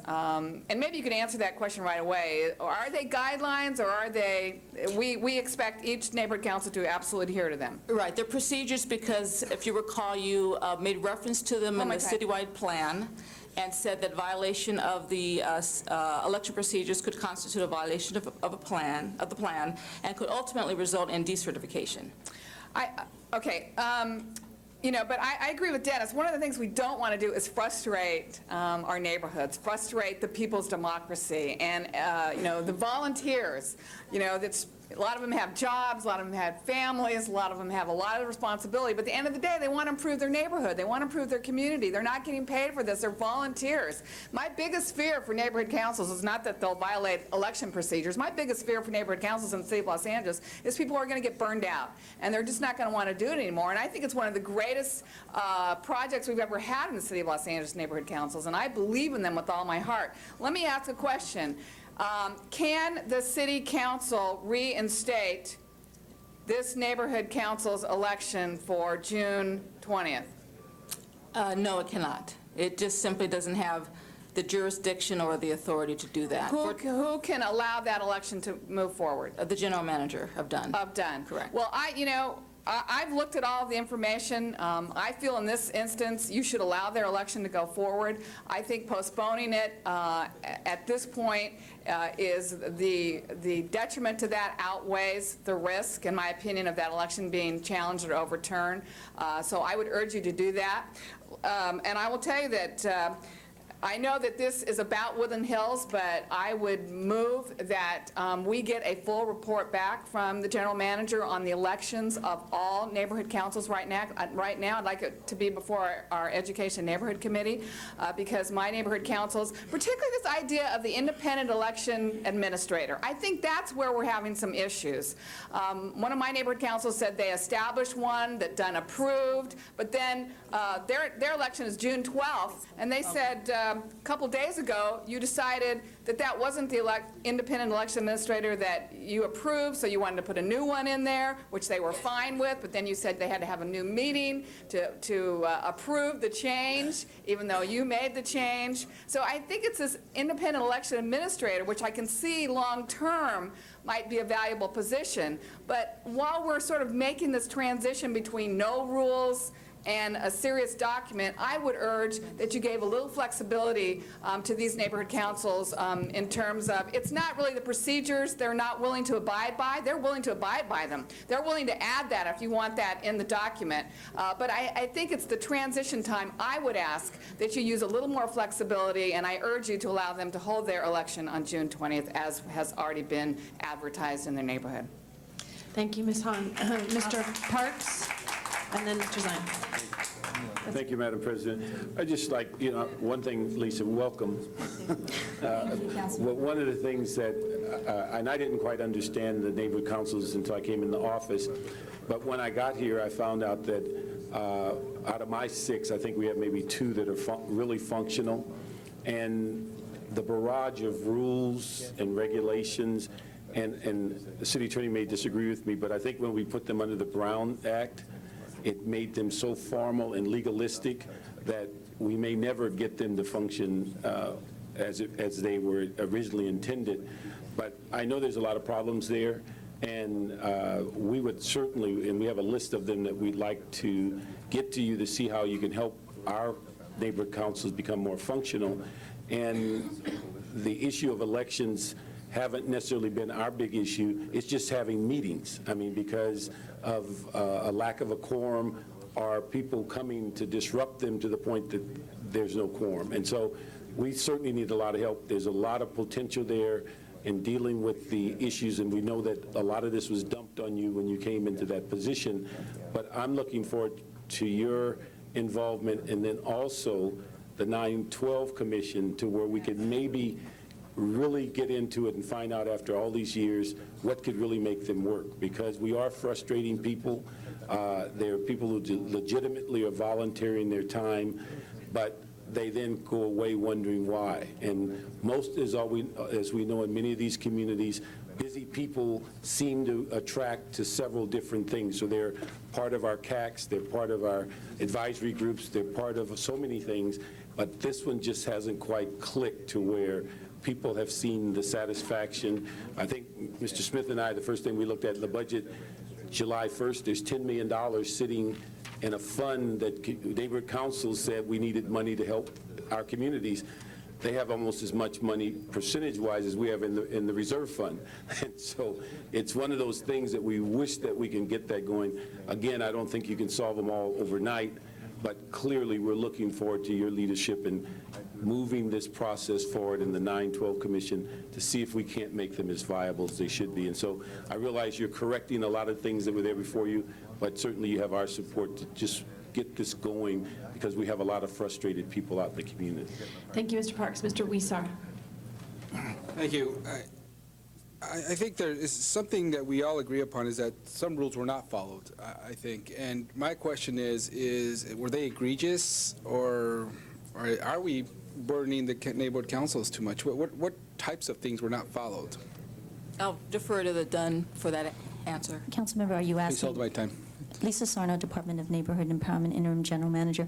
Councilman, are you talking about the entire neighbor council system or this particular neighbor council with respect to this election? Well, there's in general?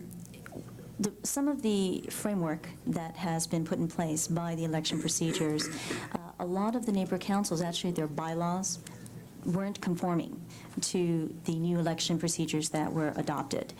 Part of any new policy, if you will, is the initial challenge of implementation. And so I do want to answer what has occurred. A lot of times what has happened is the stakeholder status, making sure part of the election procedures, and if I'm not mistaken, there was a lot of controversy with the Van Nuys Neighborhood Council elections that prompted, if you will, the creation of this election procedures.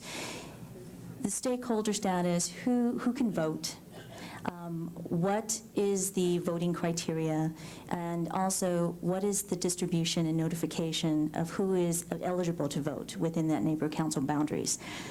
Those are a lot of the issues right now that we're working with our neighbor councils to ensure that that is in their election procedures that are being submitted to us. What we have found, Councilmember, is that a lot of the transition that should have occurred between January 05 and February 06 in making the changes to their bylaws in which they operate from did not occur. So what we are doing now, and let me just answer Councilmember Zines and Councilmember Hahn's question, we have a total of 78 neighbor council elections this year.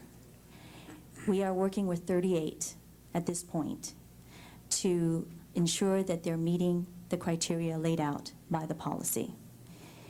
Of the 38, we believe that in talking to them, and of course it has been, if you will, somewhat difficult for them because they are volunteers, and I do recognize that. The department does recognize that.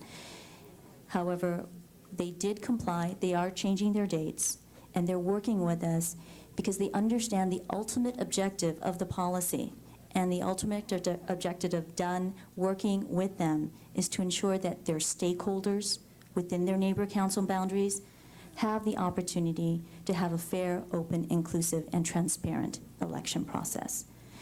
Should they decide to vote, should they decide to be candidates, that they have the information in which to do so. That is the ultimate objective of Dunn at this point in time, and I will accept the accountability of the department that it needs to enhance its communication. I do not deny that there was a breakdown in communication here. But when I made discovery and I looked at all their procedures and the policy, there were actually 30 items, council members, that could lead to a potential challenge. Some of them directly related to voter notification. I know, Councilmember Zine, you showed the newsletters that the neighbor council indicated that they distributed. There is specific information with respect to stakeholder status and who can vote in this election that contradicts what is in their own bylaws. And the newsletter actually limits, if you will, the stakeholder status. So in looking at that, in addition to all the 30, in conversation with the chair of the neighbor council, I felt it was my responsibility to have that conversation with him and ask him to work with the department to postpone their election, allow us to work with them so that we can include all the items that are listed that do not meet the election policy, and also allow us to help them with their outreach. We recognize they're volunteers. We recognize that we erred in not communicating back to them in time. But we also recognize that the department has a broader responsibility to ensure that the election is fair and open, and again, transparent to the stakeholders who may participate.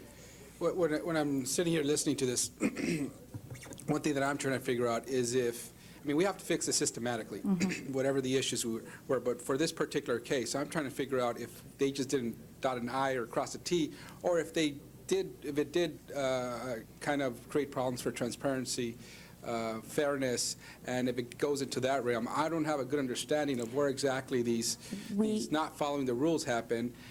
So that whether it's a case-by-case basis, I know we're going to focus on it systematically, but I'm trying to judge here whether, well, what did we do? And I don't have those facts yet. But secondly, my other I'll allow you to answer that if you like. But secondly, my other issue is consistency. We have one neighborhood council before us today. What about the other 19? What message are we sending to them if we do something special here? Or are we going to do the same across the board? I'm not pushing for any solution on that front. I just would like to put that out there to see what the plan is on that. Councilmember, Please hold my time. the department wants to be fair across the board to all neighbor councils that are working to meet the requirements and who are working with us to reschedule their elections. We are ensuring that the same process, the same procedures that are now coming out of the department is equally applied to all neighborhood councils. So today, by allowing this particular neighbor council to hold their election, we are sending a message to the rest of them who have worked with us to ensure transparency on their election, that they were not being given, if you will, the correct process and due process, and that we are allowing an exception for one and not all. So I'm asking that whatever we do here today, that if we do something here, we're applying a certain set of rules, that we apply it to the That's other correct. 19. So that if we do something here and say, well, you didn't follow these rules here, it's okay, we don't think it borders on the transparency, fairness issue, we should go back and look at those other 19 and said, okay, this one here did follow that or not, and we're going to let you stand on your previous election because we're applying. I just don't want to be all over the place and applying different rules to different neighborhood councils. That's something for us to consider as we go forward with this. And on this particular neighborhood council, council member, we do believe that there are transparency issues for the greater stakeholder population. Next speaker, Mr. Reyes, followed by Mr. Zine. I'm looking at this issue, and I'm trying to understand. There's always tension when you have a change in management, change in administration. What I heard from the previous speakers, that the previous executive director or department general manager was rather lax or very flexible to the point where all the rules weren't being applied evenly throughout. Now we're looking at a change in how we approach it, and I appreciate my colleagues' statements that we have to allow flexibility because we are dealing with individuals who are volunteers. But just in terms of our ability to perform, what's our ratio between staff and neighborhood council? I mean, I saw a long list of neighborhood councils. How much staff do we have, and how do we take care of the neighborhood councils given our staff makeup? What's the ratio like? I have no idea as to how, are we designed to fail? Are we designed to succeed? What's our structure like? Can you just give me some basics on that? Councilmember, we are understaffed. We do not have the capacity at this point in time to provide the next level of service to the neighborhood council system. The neighborhood council system is in place, and we really do believe, as I'm looking internally to see what the skill set is for our advocates and our administrative staff, we recognize that we have to up our skill set within the department. The department employees have been working extremely hard, and I give them the utmost praise in doing a tough job. But we also recognize that as the neighborhood council system grows, so must the department, in the sense of our skill set. So right now, we have a little over 50 individuals in our department. How many? A little over 50, and I'd have to get you the actual 15, number. you said? 50. 50. Right. Half of that is in our field. So 25 individuals for how many neighborhood councils? Right now, we have 86, and that doesn't cover the entire city. So one neighborhood council staff person is taking care of 2 or 3 neighborhood councils? Right now, it's anywhere between 5 or 6. 5 or 6? Right. So this person is running from one meeting to the next while they're going through their scheduling, on top of, what are the duties of these folks? The advocates right now, as we look at their job description, they are responsible for servicing and supporting the neighborhood councils. What they do is they work with them on their questions regarding meetings, regarding, if you will, their elections process, and also helping them to navigate the city to find out what city departments provide what types of services.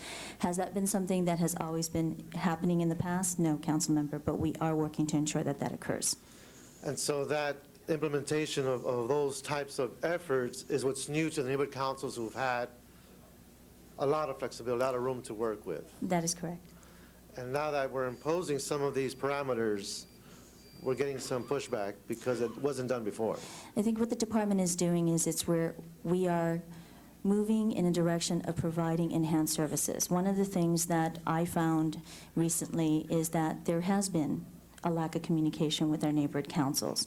Our advocates are now mandated and required to touch base with our neighborhood councils at least once a week to ensure that we are foreseeing any potential problems that are out there.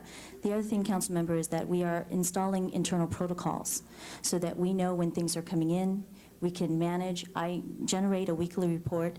Now I'm generating a weekly report that shows me where bylaws are, where election procedures are, and we're putting together the spreadsheets. One of the spreadsheets you see now is in front of you.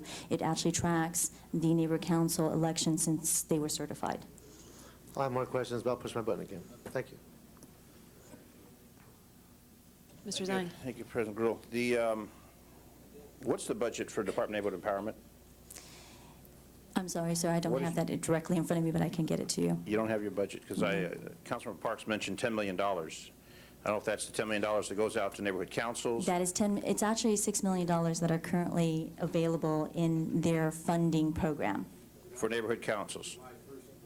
to 10. July 1st, it goes to 10 in the next fiscal year. So neighborhood councils, including Woodland Hills, would be accepting money, a portion of that, to do their programs. That's correct. And if we don't let their election go, then that money is not going to go to help whatever community enhancement programs they have on the agenda, correct? I'm sorry, sir, could you repeat that question If they again? can't, if they're not going to, if this election doesn't go through, they're not going to be able to receive funding to do any of the programs that they have scheduled. That's not accurate. Go ahead. Councilmember, that's not accurate because under your citywide election procedures, the existing board members, notwithstanding I understand their bylaws that say their terms expire by the end of this month, the city procedures specifically provide that the incumbent board members stay on the board and continue operating until challenges to when the election does occur have been resolved. So their funding wouldn't be cut off. They'll still be able to operate and function as a neighborhood council. And what happens to those board members that say, I've done my term, I've got other activities, I'm going to be moving on in my life, and I did a term for a period of time, and I'm gone because I'm moving to Arizona or wherever I'm going? What happens to that? What happens if the entire board of the neighborhood council decides, you know what, they have scheduled whatever they have scheduled, and now you don't have anybody there?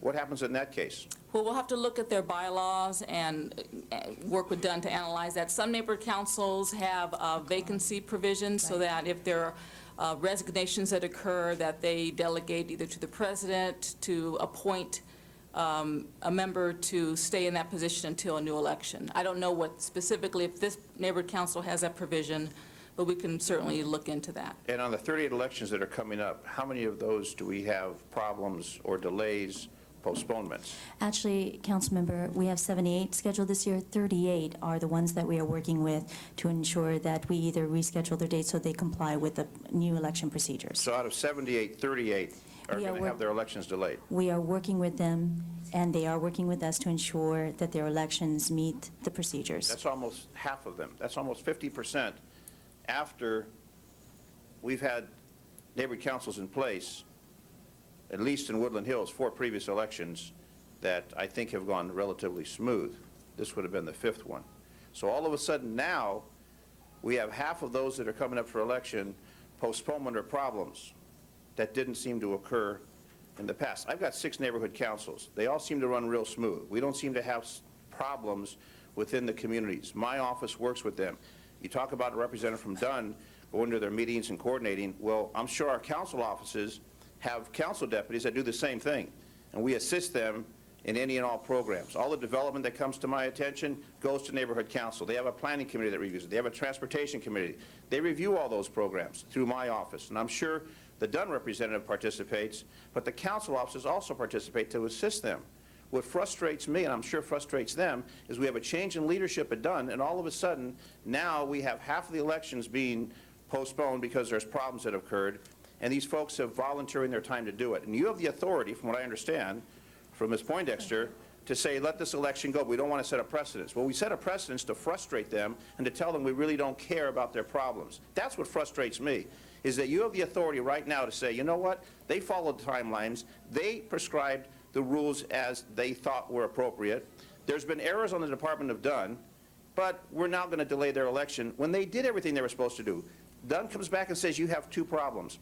Then they come back in May and say, you got 20 problems. Now I ask you, what problems do they have in their procedure, the transparency or whatever, that is so compelling that we can't let them go forward with their elections, that they can't change between now and then when they spend thousands of dollars on advertising and outreach to the community of Woodland Hills Warner Center? I ask you that question. Councilmember, as far as the expenditure of funds at this point in time, history has shown the department that when a neighborhood council election is challenged, it's more costly to redo the election and send out the information yet again. So that speaks to the taxpayer dollars and the cost of the elections.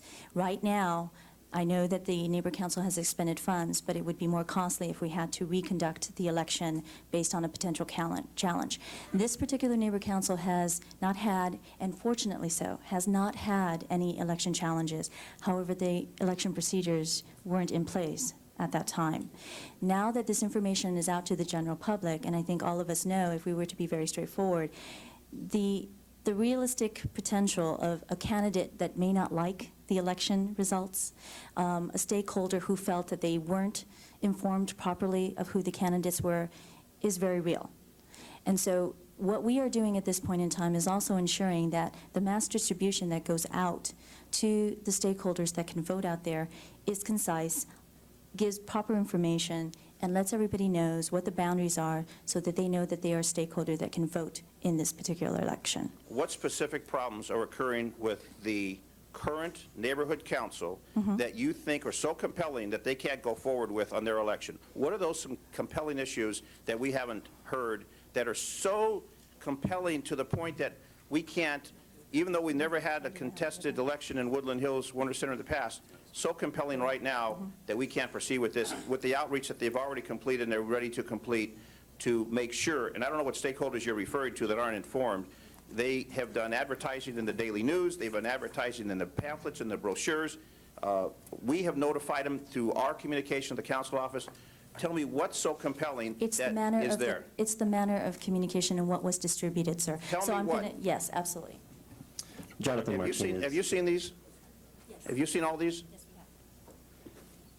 Jonathan Martinez, Acting Senior Project Coordinator. The one item that stands out of the total items that we have identified relates to the candidate filing process. Currently, the election procedures identify a method for stakeholders who want to become a candidate to pick up candidate filing forms. However, there isn't any information contained in the procedures that states where those forms should be filed. The neighborhood counts, the citywide election procedures actually indicate that as a requirement, that information be provided in the procedures. That's one issue. Have you asked them what outreach they did for that? They did for that? Well, you we know have, what outreach, because they got 20-some people who've applied. Where'd they come from? right. We have 2 distributions. Well, we actually have 1 distribution that went out, that we know went out early on, I think early April. But other than that, we have not seen other distributions that have actually gone out. Have you asked? Have you asked? We did. I did ask in the phone call that we had with Mr. Kulpa last Friday. And what did he tell you?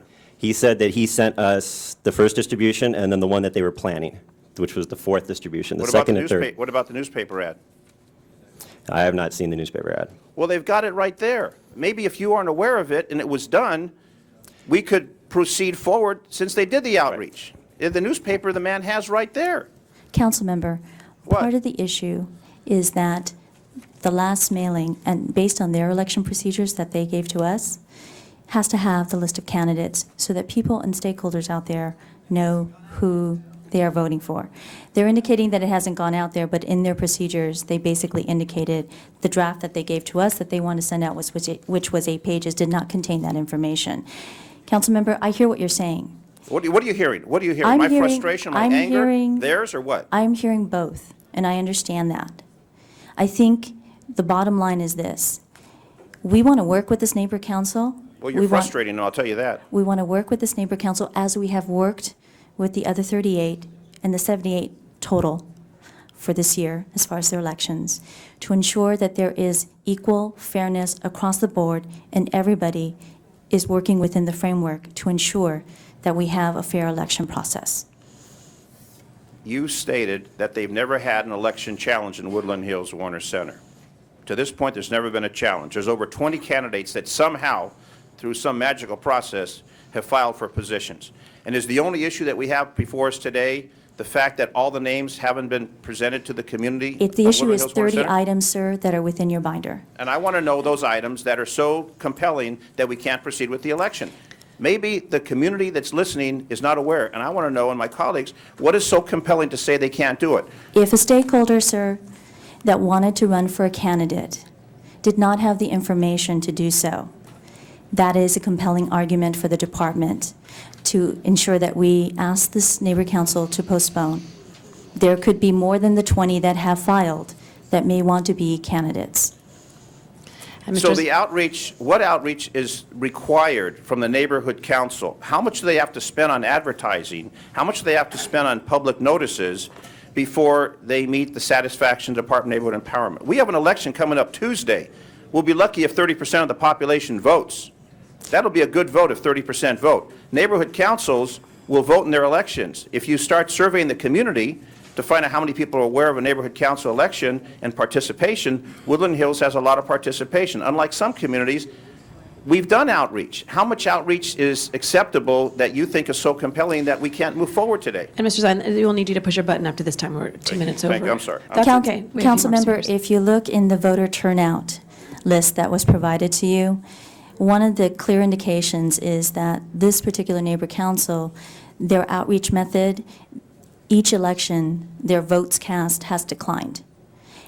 So what we want to do, again, in recognizing that there were issues with the notification to stakeholders, potential voters within their neighbor council boundaries, and looking at that information, and looking at the drafts and the mass mailings that went out, we recognize that there is a potential for a challenge here. There's So always a what- potential. I understand, sir, and we're trying to minimize that.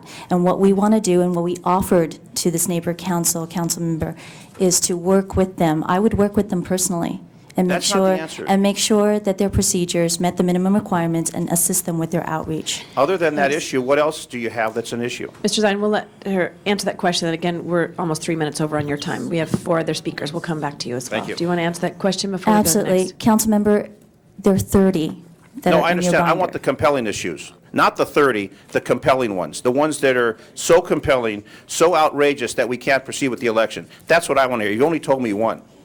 We'll have Mr. Cardenas, followed by Mr. Smith, Ms. Hahn, and Mr. Reyes. Now that I have the mic, please hold my time. Can you go through, according to the binder, the list?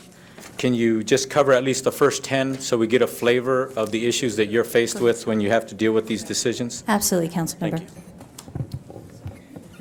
Okay.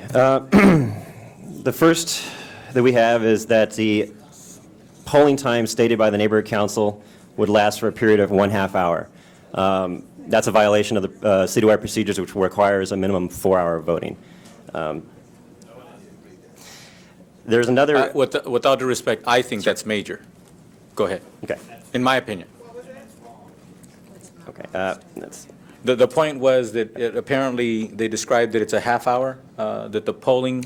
They indicate their polls will be open for, well, they don't have a minimum 4 hours. They actually have, what they've indicated is they imagine voting to take place for 1/2 hour. The procedures themselves do not indicate when polls will close. They indicate when polls will open. The second distribution that they asked us to distribute, which we did not, indicated that they would have a 1/2-hour voting period with a 15-minute voter registration period. Go ahead. Another issue is the fact that, this is more minor, that they don't list the type of election that they'll be holding, although their election reflects a type of election that is currently listed. They identify their election as a town hall type of election, which is currently not accommodated for in the citywide election procedures. They don't indicate whether or not officers of the board will be elected by stakeholders or if they'll be appointed by the board once the board is seated. They don't state that proxy voting is not allowed. They don't state the exact boundaries of the neighborhood council. They don't state the exact boundaries of the districts within the neighborhood council for voting. They don't describe a process to ensure that all candidates are notified of the election results. They do not indicate the process by which a voter can receive a replacement ballot if their original ballot is spoiled or mismarked. They don't But the thing is it appropriate or not? Is it correct or not? Okay, well, look, obviously we have a lot of head shaking here about whether or not this is mundane or it's too bureaucratic or what have you, but the bottom line is, see, the luxury that we have as council members in this city is that we don't choose our election policies. We don't choose how people are going to elect us. We don't even choose our salaries, anything like that. That is all done third party. So we're very fortunate about that. That way nobody can attack us about who made these rules or what have you, if they favored you or your mother or anything like that. But the thing is, here we are having groups who are having to describe, not just describe, but have to specify what their voting procedures are, who's going to be eligible, how long the polls are going to be open, how they're going to count the votes, how they're going to actually set up their organization once they do get people elected, et cetera. And it's unfortunate that Dunn has to point out the fact that, according to Dunn, some of these things are not clarified. Now, the problem that I see with us going forward is, even though Dennis is very upset and bothered and frustrated about, his community having to come to him and say, help us here, and he's trying to help you, in my opinion, but the bottom line is, what are we going to adhere to? Are we going to adhere to specifics, or are we going to adhere to generalities? Does Dunn not have authority to go ahead and specify what the correct procedures should be, or what language should be in those procedures? And there's a specific word in policy that most people don't understand until you have to start writing policy and implementing policy, and that's being silent. What happens is, when you look at legal policy, if you're silent on a point, that means it could be interpreted either way. But if you specify that point and you outline that point, that way, if it's challenged, somebody could say, well, thank you for your challenge, but we're going to read to you exactly what it says and exactly what it is. And then the person, very likely, if they're real stubborn, they might say, well, I don't agree, fine, but at least 99% of the world will agree. It's not silent on that point. It's specific. It outlined it. It put a ribbon around it. Top, bottom, sideways, forward, backwards. That's it. Well, I think what Dunn is telling us here is, as a council, if you want to go forward, even though they've identified 30 things that they think are still not tied up and tight, then I guess we could vote to go forward. But I don't think that's a good process for us to go through, because then all of a sudden, next time if somebody comes in with 28, they can appeal to the council, or they come in with 27 or 26 because now we set the threshold, or is the threshold 30? That's the problem that I have. When it comes to elections, that's some serious business. And being silent on a matter is very serious. Mr. Smith is our next speaker. Followed Thank you. be Ms. Hahn, then Mr. Reyes, and Mr. Zahn. I've enjoyed the fights over elections in my district. I had the dogs voting in the Northridge Neighborhood Council, which was truly a trip.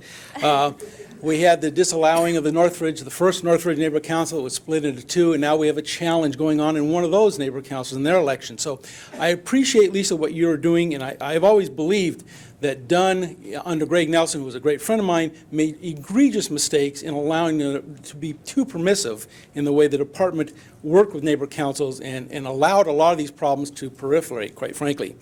But as I've looked at this situation, I just talked to some of the folks out there from Woodland Hills, that many of the problems you've identified are not egregious enough to automatically say this election is just not right.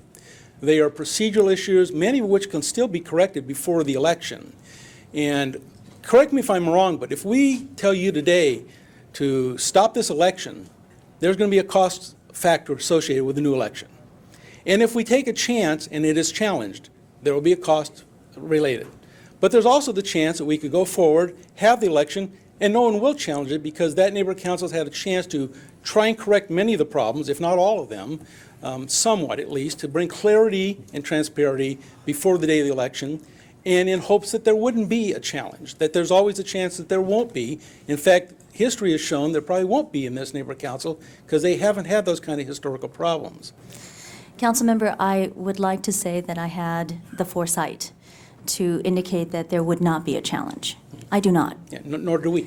Right. And so therefore, if a challenge does occur, there's 30 items here that are potential challenges.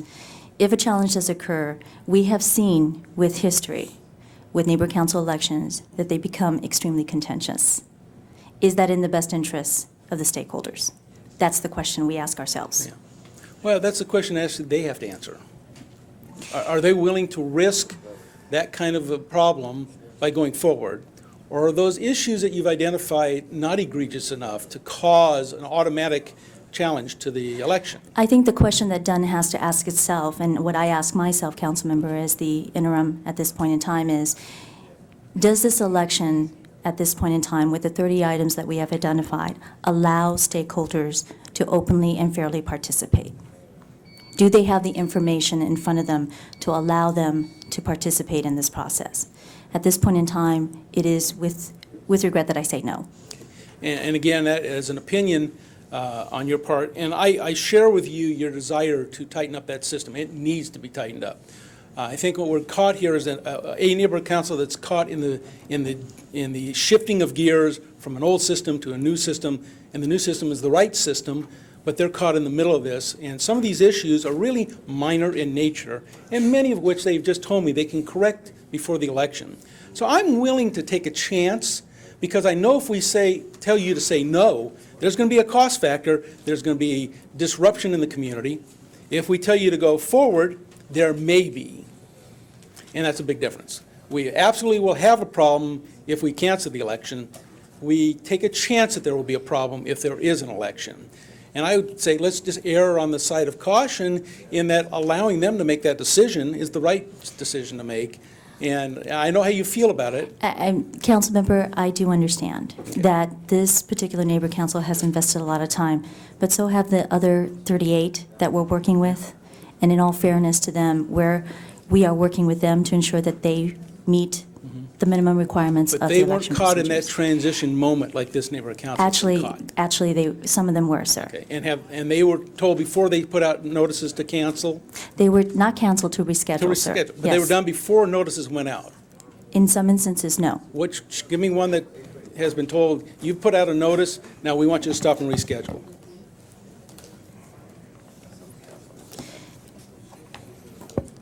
Go ahead. And hold my time, my screen's not working. Thank you. Councilmember, I don't have my full records with me, but I believe just from memory and looking at the records that we do have, that the Eagle Rock Neighborhood Council was one of those neighborhood councils that actually distributed information and then rescheduled. More recently, we had the Wilshire Center Koreatown Neighborhood Council reschedule their election. They actually lost their venue and had to reschedule to June, and that election's coming up in a few weeks. They were originally scheduled to go in March. Well, members, I'm still very concerned that we're asking or supporting the department in doing something that really is disruptive to neighborhood council, that has not had those kind of historical disruptions. And I think we should just give them the opportunity to see what they can do and show us that they can fix those problems before Election Day. That's worthy, I think, of a test case, at least in their case. So I'll support Mr. Zine. But again, Ms. Poindexter, and you clarify again, we have no jurisdiction. Where'd Quinn go? Oh, there she is. We have no jurisdiction to mandate this. This is only a request of the department. Is that correct? All right, thank you. Although, just as a point of information, our chief legislative analyst has a different perspective on that piece. Ms. Hahn. Thank you, Mr. President. You know, I am going through these quote, 30 problems and the 30 solutions. This is in the neighborhood council's procedures, election procedures that you're referring to that they adopt when you say the procedures do not indicate that. That is their procedures that they have adopted. Are these procedures mailed out to the 62,000 residents in the neighborhood council jurisdiction? No. Where do these procedures lie or reside? Well, after the committee develops them, they're transmitted to the neighborhood, to the department, and then on election day, they're kept in several binders available for public review. And That's a great answer. That's all I needed Okay. to hear. That is all I needed to hear. Because I would venture to say that 99% of these could be solved, and that binder on election day could have the right information that you're asking them to have. If this is information that the voters will never see, that the residents will never see, then who cares? I mean, some of this, again, I understand we care because we want them to comply, but for instance, problem. The procedures, page 5, provisional ballots do not indicate that the provisional envelope shall provide space to state the provisional voter stakeholder status. Solution. The procedures must be amended to state that the provisional envelope shall include space to indicate the voter stakeholder status. Okay, two things need to happen. That binder on election day needs to say that, but clearly their envelope needs to provide space for the stakeholder's status. They can do that. Problem. Let's see, what's another problem that seemed really problem? Or even the distribution flyer that, for instance, didn't have the proposed candidates. The proposed flyer, they can fix that. By the time they send out the mass mailing, it can have all the candidates on. I mean, it seems like every problem and solution. Oh, here's one problem. The procedure states that only one official ballot shall be issued per stakeholder. However, the procedures do not describe a process by which voters may obtain replacement ballots.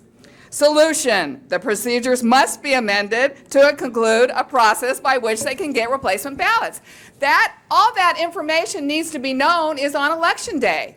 And people that vote need to know that if they mess up their ballot, they have an opportunity to have, and they are, sounds like they're willing to amend their procedures for that binder on election day so that if there's any problem that you think cannot be solved by that binder being accurate on election day for anybody to review it, to look at it, then, in my opinion, none of these are egregious enough to not be fixed. You have the solution right here. And most of them, I think, can be fixed with that binder on election day. And I think what's frustrating to me, and I understand that we're trying to get everybody in compliance, it seems to me we're going way overboard on some of these problems and solutions, way overboard. They have to actually put in there all that information, but it sounds like our election procedures were adopted.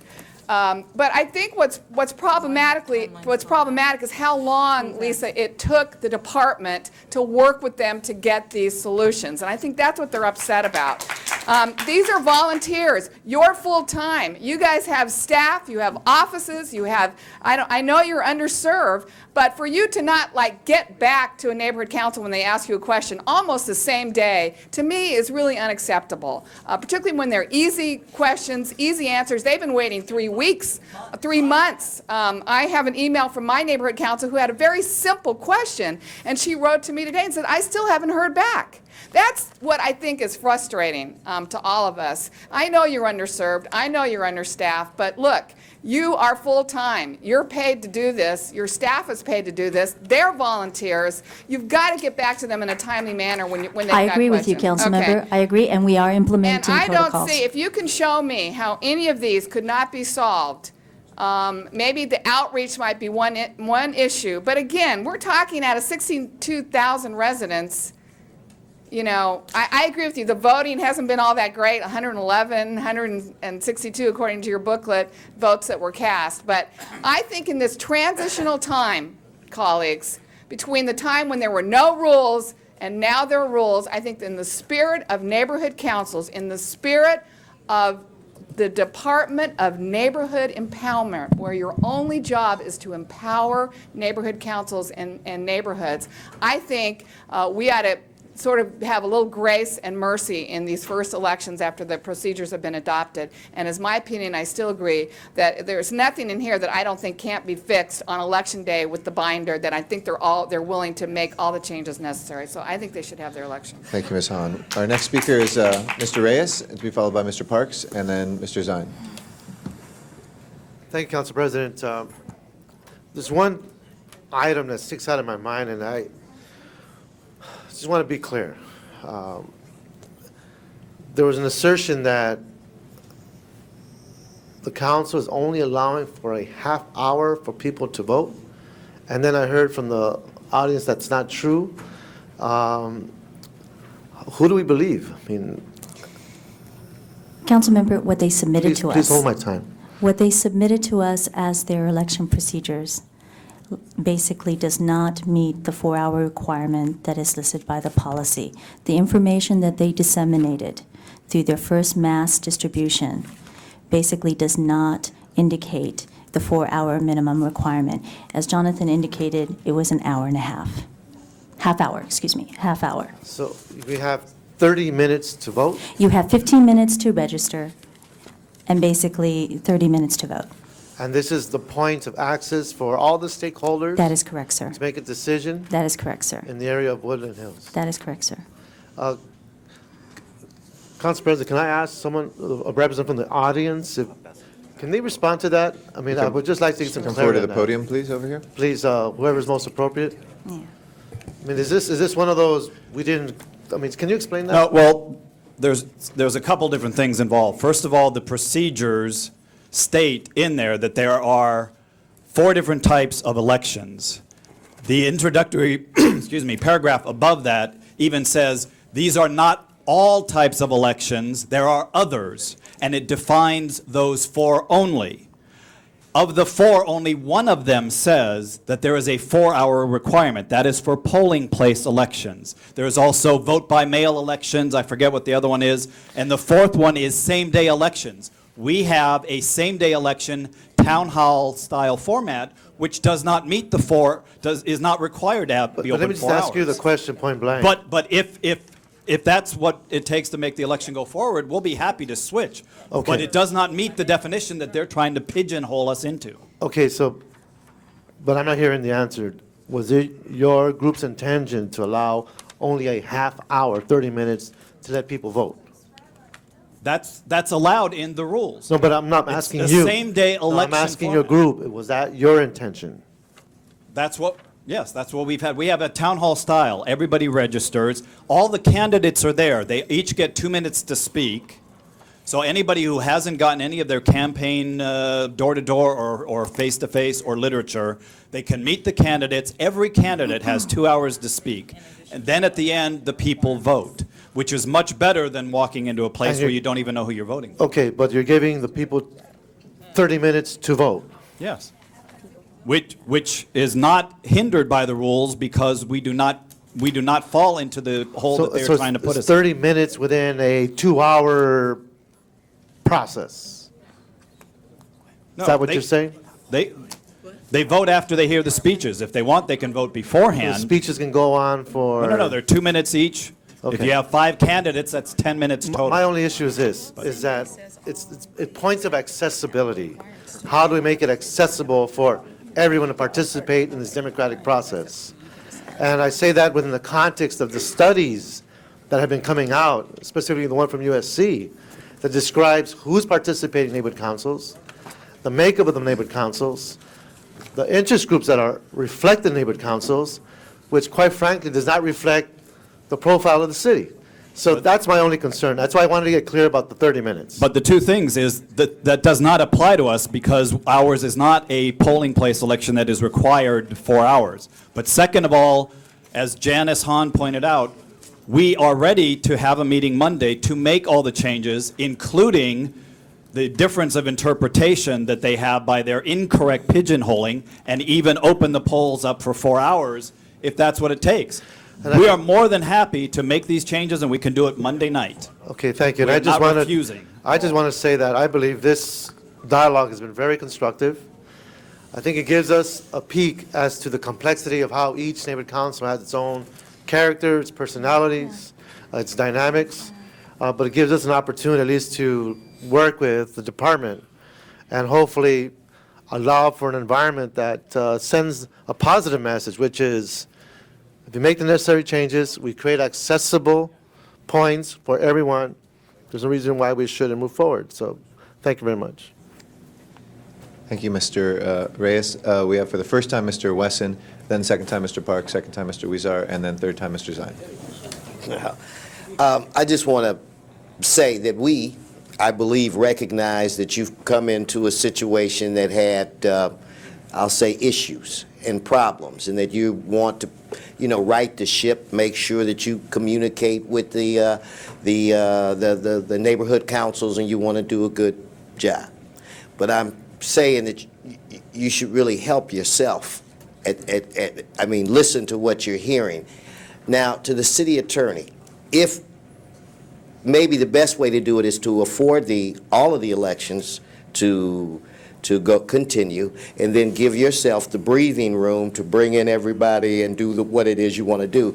Is there anything legally, city attorney, that we can do that would reduce the exposure if she chose to move forward and let these elections continue? There's nothing that the city council can do because the election, well, with respect to the question that was asked, with respect to the election procedures, because they clearly set forth what the rules of the election are, and a stakeholder or any member, a stakeholder has a right to file a challenge. Whether that would in fact happen or not, I don't know. But there's nothing that the city council could do to prevent a stakeholder. There's no flexibility. I mean, there's nothing. You couldn't change the name of it to a conditional election, or I mean, there's a provisional. There's not at this juncture. You've already set forth the rules in a document that's been codified in the plan and is there the anything ordinance. is there anything that this council can do that would help her get out of this fix? And what would that be? Well, you can certainly suggest that the parties have a dialogue and see if there's some compromises that could be reached. No. Is there anything that we can do to provide cover in the event, as a council, in the event that the election is held? I'm not sure I'm following you. Is there any action that we can take here in the city council that would provide protection for the city? I mean, is there anything that we as a body can do so that we could allow the elections to go forward? No, I don't believe there is. Do we have, yeah, I would like, well, yes, Mr. Zine? I just have a legal question, if I can. yeah, because Mr. Wesson. I think we're on the same Could we track. waive the policy and authorize the Department of Empowerment to proceed with the election for Woodland Hills? Do we have the authority to waive the policy that's established and authorize the Department of Empowerment to permit this election, this one election, Woodland Hills Warner Center? No, because it's a procedure, so you'd have to amend. Yes. That's a CLA. Yeah, that's what I was going to say. You'd have Can to- we have the CLA weigh in on this? You'd have to Again, waiving amend the policy. amend the procedures at Mr. some Miller? point in the future. Would someone be kind enough But to you- give up a seat for Mr. Miller? Thank you. No, I'm just saying, to Hold on. waive the policy We're just- in this particular case, There is no policy to be waived, council member. Wait a minute. there's election Hold policy. on one second. Yeah, Let's have Mr. some order here, folks. Yeah, Mr. There's a President, let's specific kinda- question, yeah. Let's get the CLA. Do you want what the CLA to respond to that? What I will, yeah, what Okay. I want is to have Mr. Miller respond. Well, okay, what we are talking about here is a council policy that has become an election procedure. I would assert that, of course, the council could waive that. The council cannot instruct the department to go forward.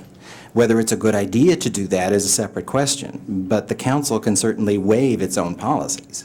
And just because could you waive it, would this be a blanket waiver that would include all of the neighborhood councils, or would it just include this one, or?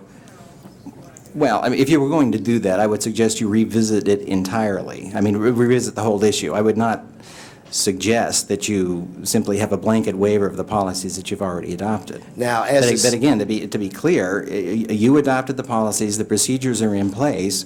I think it's under the council's authority to waive those and authorize an election to go forward. But ultimately, it will be Ms. Sarno's call on whether or not that election proceeds. Well, I'm just trying to come up with a way to elevate her comfort level so that she could help herself. Do you have any other suggestions, my last question, as to how, Mr. CLA, as to how we could, let's say if it was the desire of this council to ensure that this election occurred, do you have any other suggestions as to things that we could do as a council?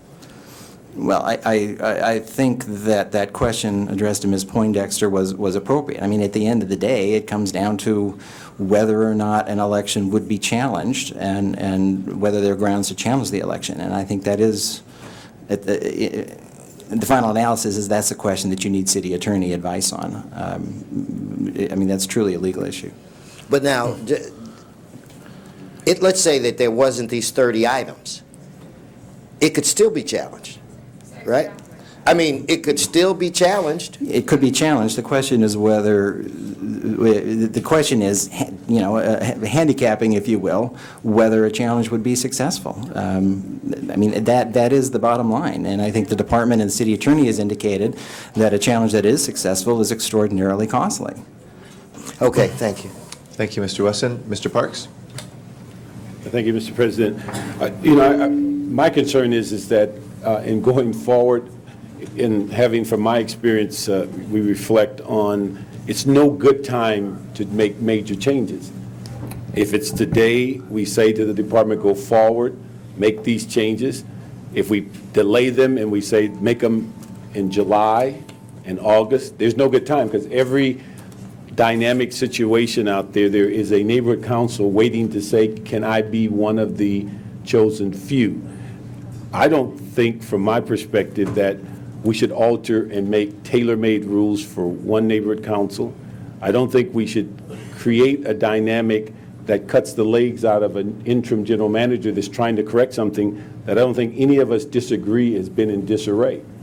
And so it looks to me that we should have procedures up front. I don't know of an election I participated in where you got the material and then said, we'll fix it before you get to the poll. I don't know of any of those elections. In my lifetime, we've had elections where people kind of forgot that women could vote and minorities couldn't do anything unless they can recite the encyclopedia. So I think we shouldn't leave things to chance. We should have rules in place that everybody understands. I think also, as Ed mentioned earlier, when you have 62,000 notices and 111 votes, just on its face, the outreach needs to be looked at. Not even getting into the breakdown of the outreach, but and this is one of the big issues when neighborhood councils came in, was would they be representative of the community, not only in number, but in diversity. But 111 out of 62,000, I think if we had that on a outreach for a contract in the city, we'd say to the department, go out and redo that, because we didn't get enough people to even respond to the RFP. So I think that's my concern, that we should have rules in place so everyone's aware.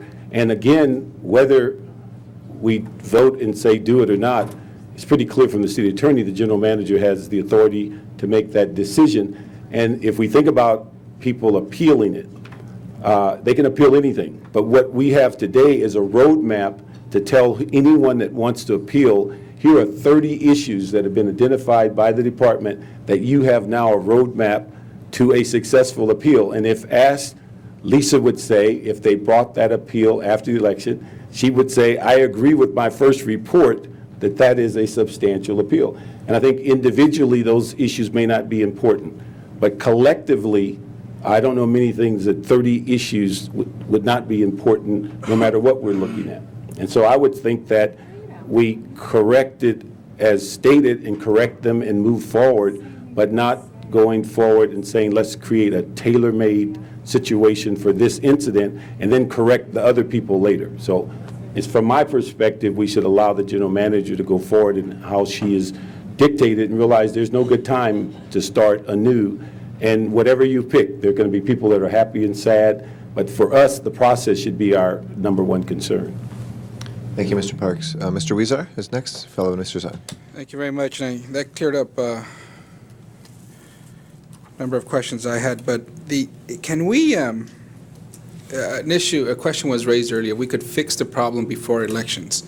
And Mr. Parks kind of put it out there, that it's something I hadn't thought about, which is we put the materials out there already, and we're saying we could fix it before Election Day. So what are your thoughts on that? And please hold my time. Councilman, I think that goes to the basic issue of why the timeline and notification was put into the policy. And I agree with Councilmember Parks in that we can't be tailor-making specific election procedures for one specific neighborhood council. The information is out. They distributed the information themselves, which basically does not incorporate some of the minimum requirements that, as listed in the document that's in your binder that lists the 30 items. So the Councilmember Park is correct. We would now be trying to refix just prior to election and basically changing the rules of the game on behalf of the stakeholders. Okay.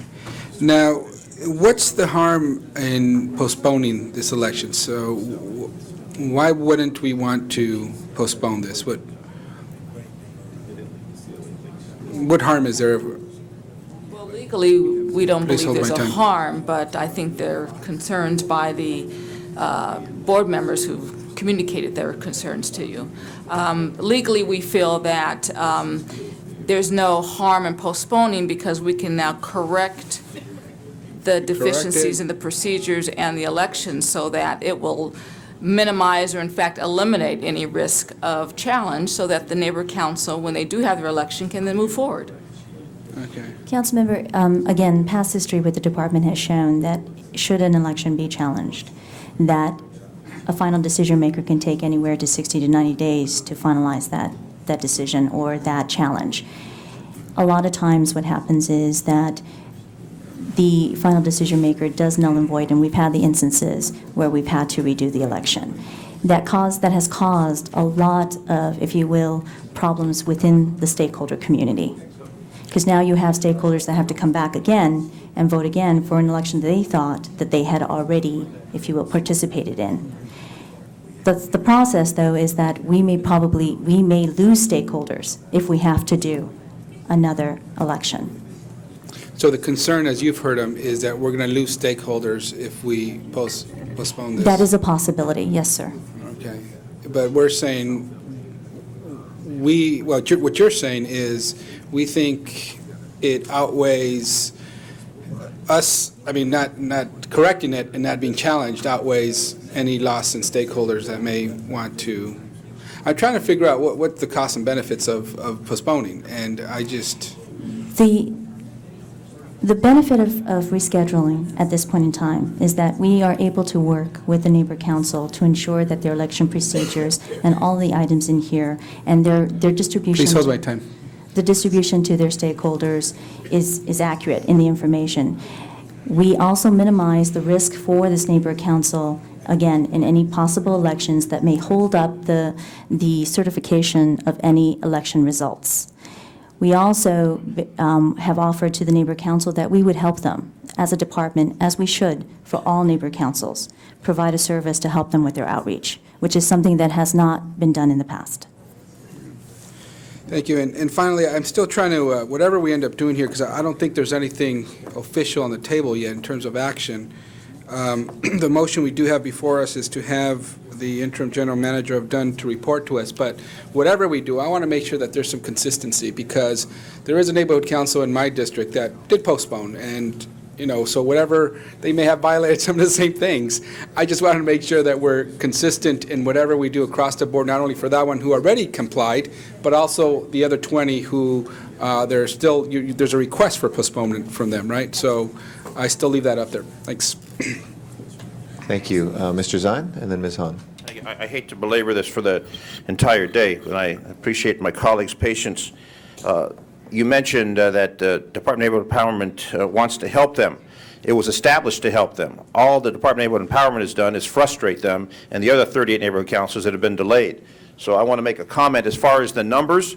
When you look at the document that you passed out, if you look at Wilmington, and I'm not going to pick on any specific community, but Wilmington, 63,000, only 47 voted.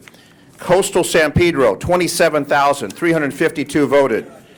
West Hills Neighborhood Council, my district, 45,070 people voted. West Adams Neighborhood Council, 40,046 voted. When you look at the number of people voting in neighborhood councils throughout the city of Los Angeles, the numbers are extremely low. It's not just one particular area. It was commented earlier that the numbers have come down. Woodland Hills, 62,111 voted last election. Pico, a neighborhood council, 23,000 people, only 63 voted. This is citywide, so don't pick on one community to say the numbers are coming down, because the numbers are coming down. I'm sorry. Someone's going to make a comment. Councilman Zine? Yes. I can answer that, is why that's happening. I have done extensive research, and I found out that in the case of our past outreach that was done by Dunn, that they arrived at the voters' homes after the election. And the reason for that is that Dunn's policy has been to do saturation mailings without a name. They're addressed to postal customer. When that happens, the result is that the United States Post Office, by their regulations, which I think everyone will agree even supersede the cities, those mailings are put on a mandatory 10-day hold, and that is why they arrive late. Also, because they are not addressed to individual recipients, and we've heard lots of talk in past times about why there isn't more participation from renters. If you live in a multifamily dwelling, your Dunn delivered mailing ends up on the floor in the lobby of your apartment building Thank you. because the post office. It's bulk mail. I've had that complaint before. Also, one of the other issues that was raised about Town Hall, citizens of Woodland Hills, the Woodland Hills Warner Center Neighborhood Council, it's clearly posted. I think what you are doing is nitpicking the issues to try and frustrate and dissolve neighborhood councils, and I'm offended by the fact that you are nitpicking these issues. I don't know of any issue that you brought up that we can't correct between now and June 20th in the election. And I'm going to make a motion, whether it passes or not, I'm going to take the sword and make the motion to extend those hours. And let me tell you this, I ran for neighborhood council because one of my communities wasn't getting anybody to run, and I ran, and I went into that. You know what the Neighborhood Empowerment did, the Department of Neighborhood Empowerment? Come in and vote. They didn't give the people an opportunity to speak. They came in and they voted. They didn't know who they were voting for. And I said, you know what, I'm withdrawing my name because people in the community wanted to come forward and participate. I think that neighborhood empowerment needs to be done. We're trying to make that happen. And what we are finding as the policymakers is the frustration that the people of Los Angeles are feeling. But I personally went through it in West Hills, and whether it's 4 hours or 6 hours, in response to Councilman Reyes, I think it's appropriate to have a town hall where you can hear the speakers, hear what their agenda is, versus walking in, turning a ballot and walking out not knowing who you're voting for, the people on the ballot. The way you want to do it is to hear from the candidates, see what they have to say, because they're not doing mailings. The candidates don't have the opportunity to go out and knock on doors. So you go to a town hall, you hear the candidates, and then you vote within a half hour or an hour. That's appropriate. Not this joke about come in, put something in the ballot box within a 4-hour period of time. No, I know, I understand that. But running through the system, which I did, I found it offensive that Dunn didn't care as long as we put the ballot box, put a name in the ballot box, not knowing who the heck you're voting for. And I was personally a witness to that. And I withdrew during the middle of the election. I said, don't vote for me, folks, because I don't want to be on the neighborhood council, because we had people coming forward. And that time, no one was coming forward. So anyway, I'm going to make a motion that we finally conclude this. And I want to appreciate the Woodland Hills, all you folks that are here. I know Joyce Pearson's a law practice that's going broke because of this. That we waive the policy for this particular situation. Whether it goes or not, I'm making it the motion, and we have the Department of Neighborhood Empowerment, Woodland Hills Warner Neighborhood Council resolve this matter prior to the June 20th, whatever issues have to be corrected, and have that election proceed on that day with the corrections taking place prior to the June 20th time. So the notifications have already gone out, so all we're asking is to hook up with them between now and the day of the election, and whatever binders have to be produced or published, whatever dissemination of information has to take place, so that election go forward in this particular case. And hopefully the other 38 that are frustrating, we can do something to resolve those neighborhood councils so they don't all go up and smoke and say the city of Los Angeles is not doing anything to support neighborhood councils. That's my motion. Thank you. Okay, there's been a second to that. Our last speaker on the queue is Ms. Hahn. Councilmember Weston, here's a question. What are they A doing? follow-up question to my comment. I have no idea. I The would time just is want Ms. to, would Hans. you, without the motion, would you, after you've heard the discussion today, would you proceed with the election? Councilmember, I think that No, yes or no? That's all. the department has a responsibility to make sure that we Okay, so it's no. equalize the No, I field for all understand. neighbor councils. That's why I said yes or no. All right, and just for the record, City Attorney's Office, notwithstanding the CLA's comments, I just don't think you can legally waive a policy that you've now put by resolution in a plan and made reference into an ordinance. I think if you want to rescind this plan, you'd have to go forward, put this on the agenda for that purpose, but that's for the record. I think I have the floor. You do. I don't think we want to suspend the procedures. And besides that, the procedures have been adopted by all the neighborhood councils. I think my issue is, and I think you said it very well, Dennis Line, I think a lot of these are nitpicking. Really, to just because they didn't say that the envelope was going to provide a space for the stakeholder status, doesn't mean that the right thing to do is to provide the space on the envelope of the ballot for the state, that they can do that before the election. A lot of these, in my mind, again, if they're in that binder that people see on Election Day versus something that has been mailed out to everyone, I think that's the issue. So I guess I would ask Lisa, it sounds like Monday night, they're going to meet, they're going to make every problem has a solution. Sounds like they're going to try to incorporate the solutions for the perceived problems. And I guess I would just ask that you take one more look. I think our vote on the city council today urging you to allow them to proceed is not going to influence you one way or the other. But I guess I would just ask that after Monday night, you meet with them one more time, see which of these really does not change the outcome of the election. And once it's in place on the day of the election, when people, and it's not changing the rules of the game, by any means. The elections are, I mean, the rules of the game haven't changed. A lot of it is just they haven't stated some of the things that the rules of the game already, that are there. And I think those are the kind of things that we're asking, if you could just give them a little grace on this one, and just see which once they've complied with the things that you've identified, if you could give it one more look to see whether or not the right thing would be to move ahead with this election. Councilmember, I'm happy That's to all I'm look at asking. everything, but I just need to say this. Stakeholders as a whole in a neighborhood council deserve the right to know in a timely manner what the rules of the game are. But that's what I'm asking you. We will make sure. Okay, no, let me ask this question. Let me ask Please this have question. order. Let me ask this question. That's what I asked. Mm-hmm. The rules of the game, have they been mailed out to 62,000 people?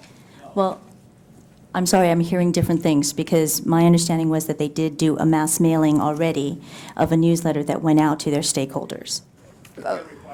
Can you reply to that? We have sent out several mass mailings with the date, the location, the districts, not the rules. Right, that's- The rules have not been Exactly. out there, so what will be in the binders on Election Day, nobody else has seen. And frankly, to me, that's the difference, Lisa, is the procedures for neighborhood councils to conduct their elections have to be in compliance with what we've all adopted as the election procedures. But Within the those- specific timeframe, but the- Councilmember, that you adopted that I are in the agree. procedures. So what we are going to do at this point in time is I'll be more than happy to take a look at it and then make a I decision think that's as to what- whether or not the broader stakeholder community has had ample opportunity and time and information to know the rules of the game. Well, I think that's the catching point here, because I don't think we've asked in these election procedures that 62,000 people have a copy of the election procedures to read and study at home. Have we?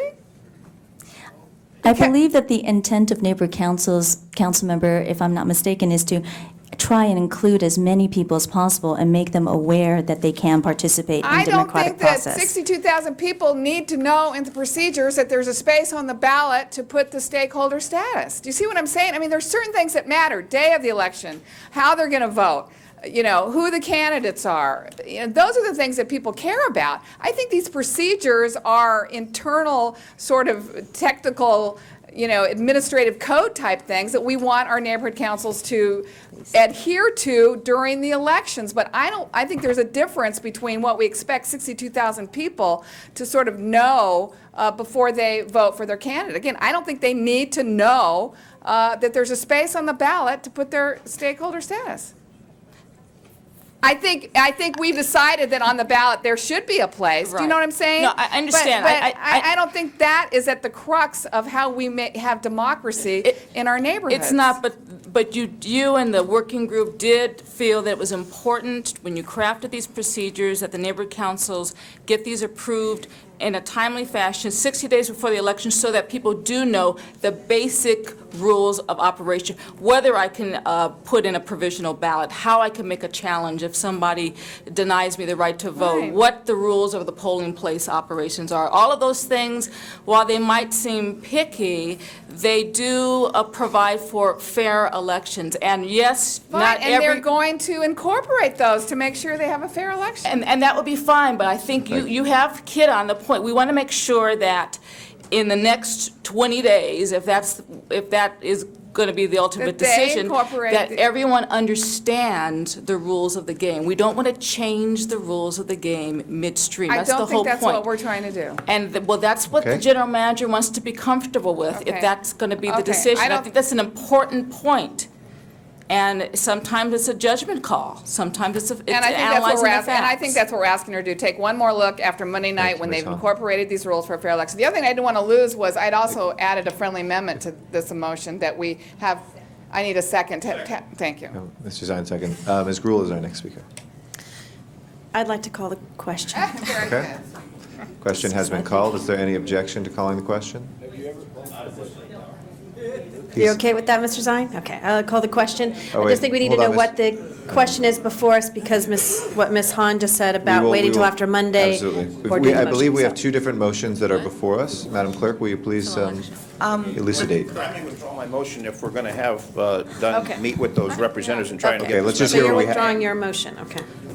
Would you like, why don't we have a clarification first, and then we'll decide if anybody would like to withdraw those motions. Madam Clerk, why don't you clarify what we have before us? Ms. Hahn's first motion was to ask the department general manager of Dunn to report on all neighborhood council elections. And then Mr. Zine's motion was to waive the policy for this situation and instruct Dunn and the neighborhood councils to resolve the issues by June 20th and to have the corrections incorporated prior to June 20th.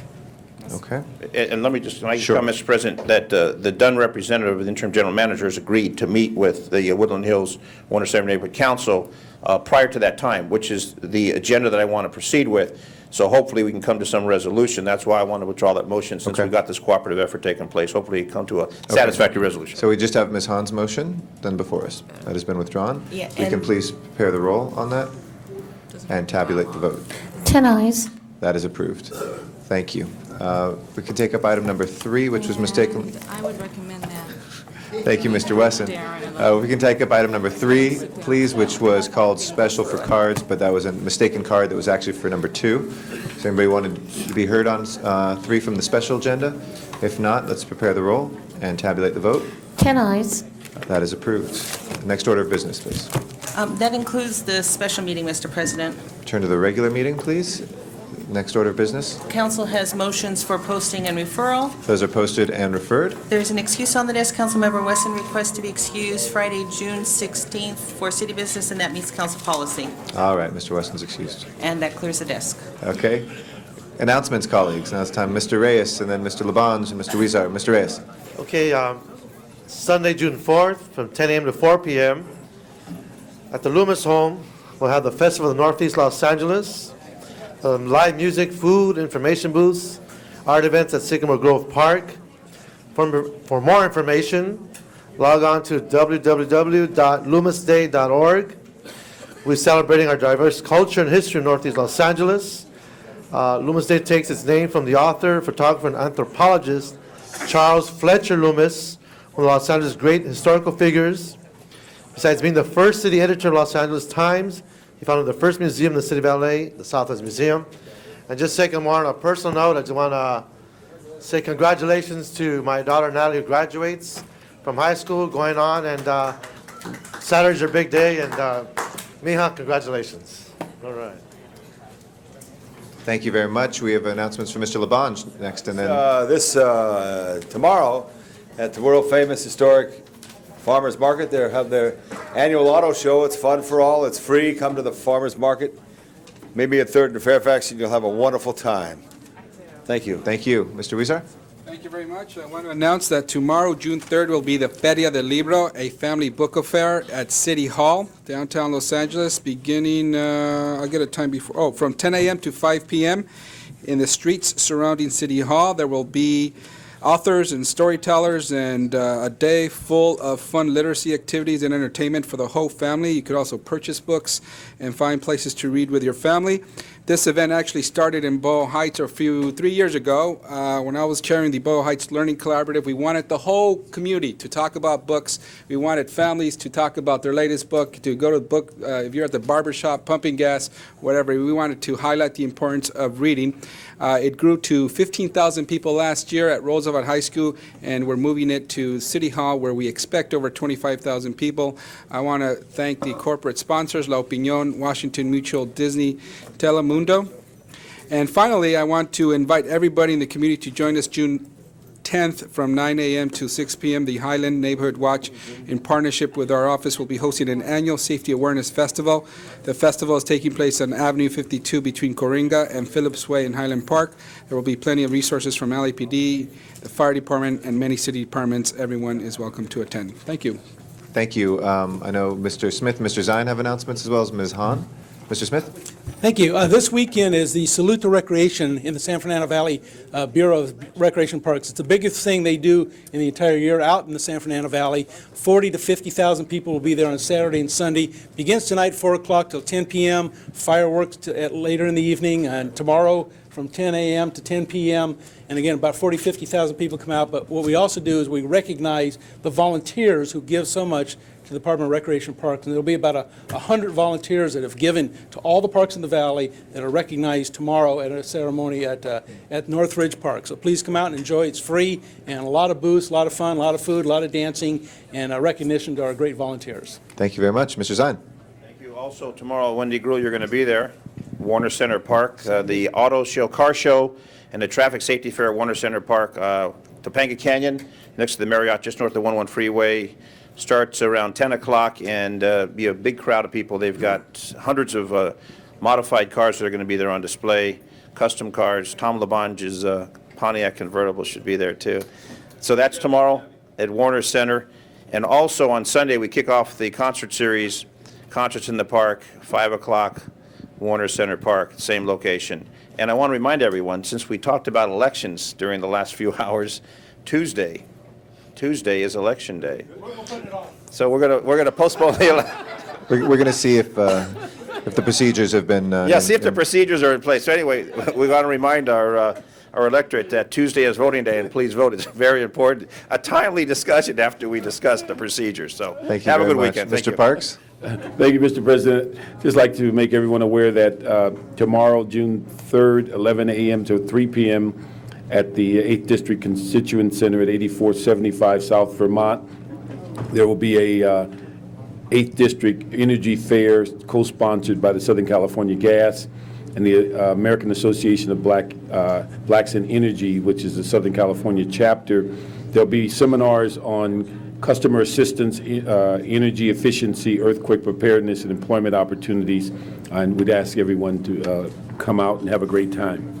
Thank you very much, Mr. Parks. And this weekend also in the 13th District, there's going to be a health and resource fair for Elysian Valley at Alessandro Elementary School beginning at noon. It's going to be, between 11 and 2. We also invite folks to come out on this Sunday to a number of things that are happening in the district. We are having this Sunday, excuse me, technical glitch here. A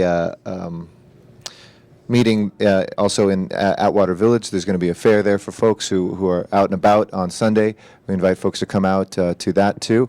And thank you, Mr. Zine, for reminding everybody about Election Day on Tuesday, since we will have a regular City Council meeting on Tuesday. But of course, we encourage everybody to get out there and make sure that they vote on that as well. So with that, folks, do we have any adjourning motions? If I could ask everybody in council chambers, please, to rise out of respect for our adjourning motions. And we will start with Mr. Parks.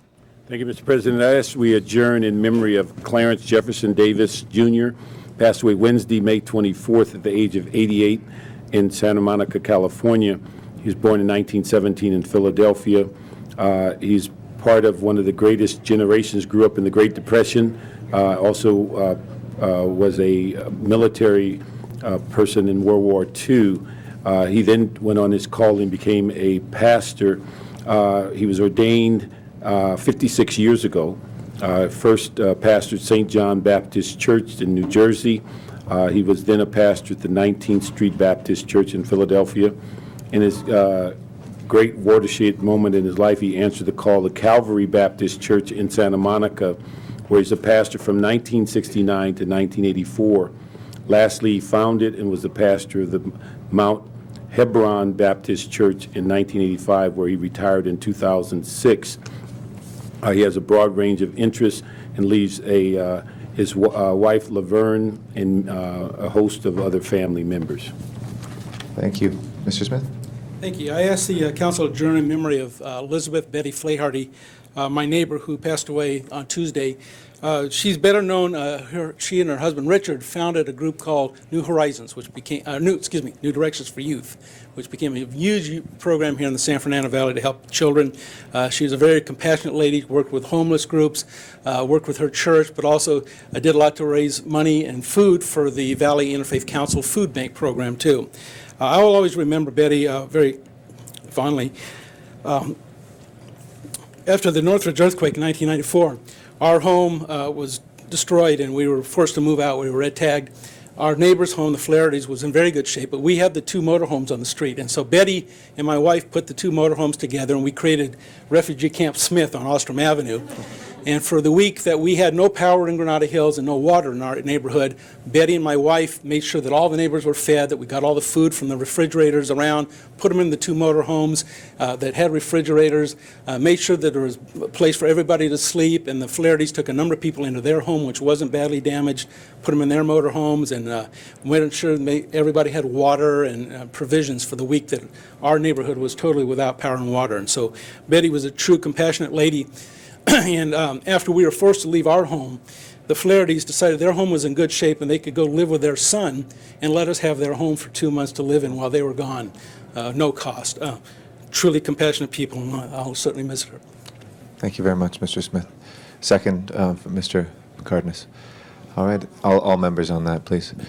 Any other adjourning motions? If not, Madam Clerk, please call the roll.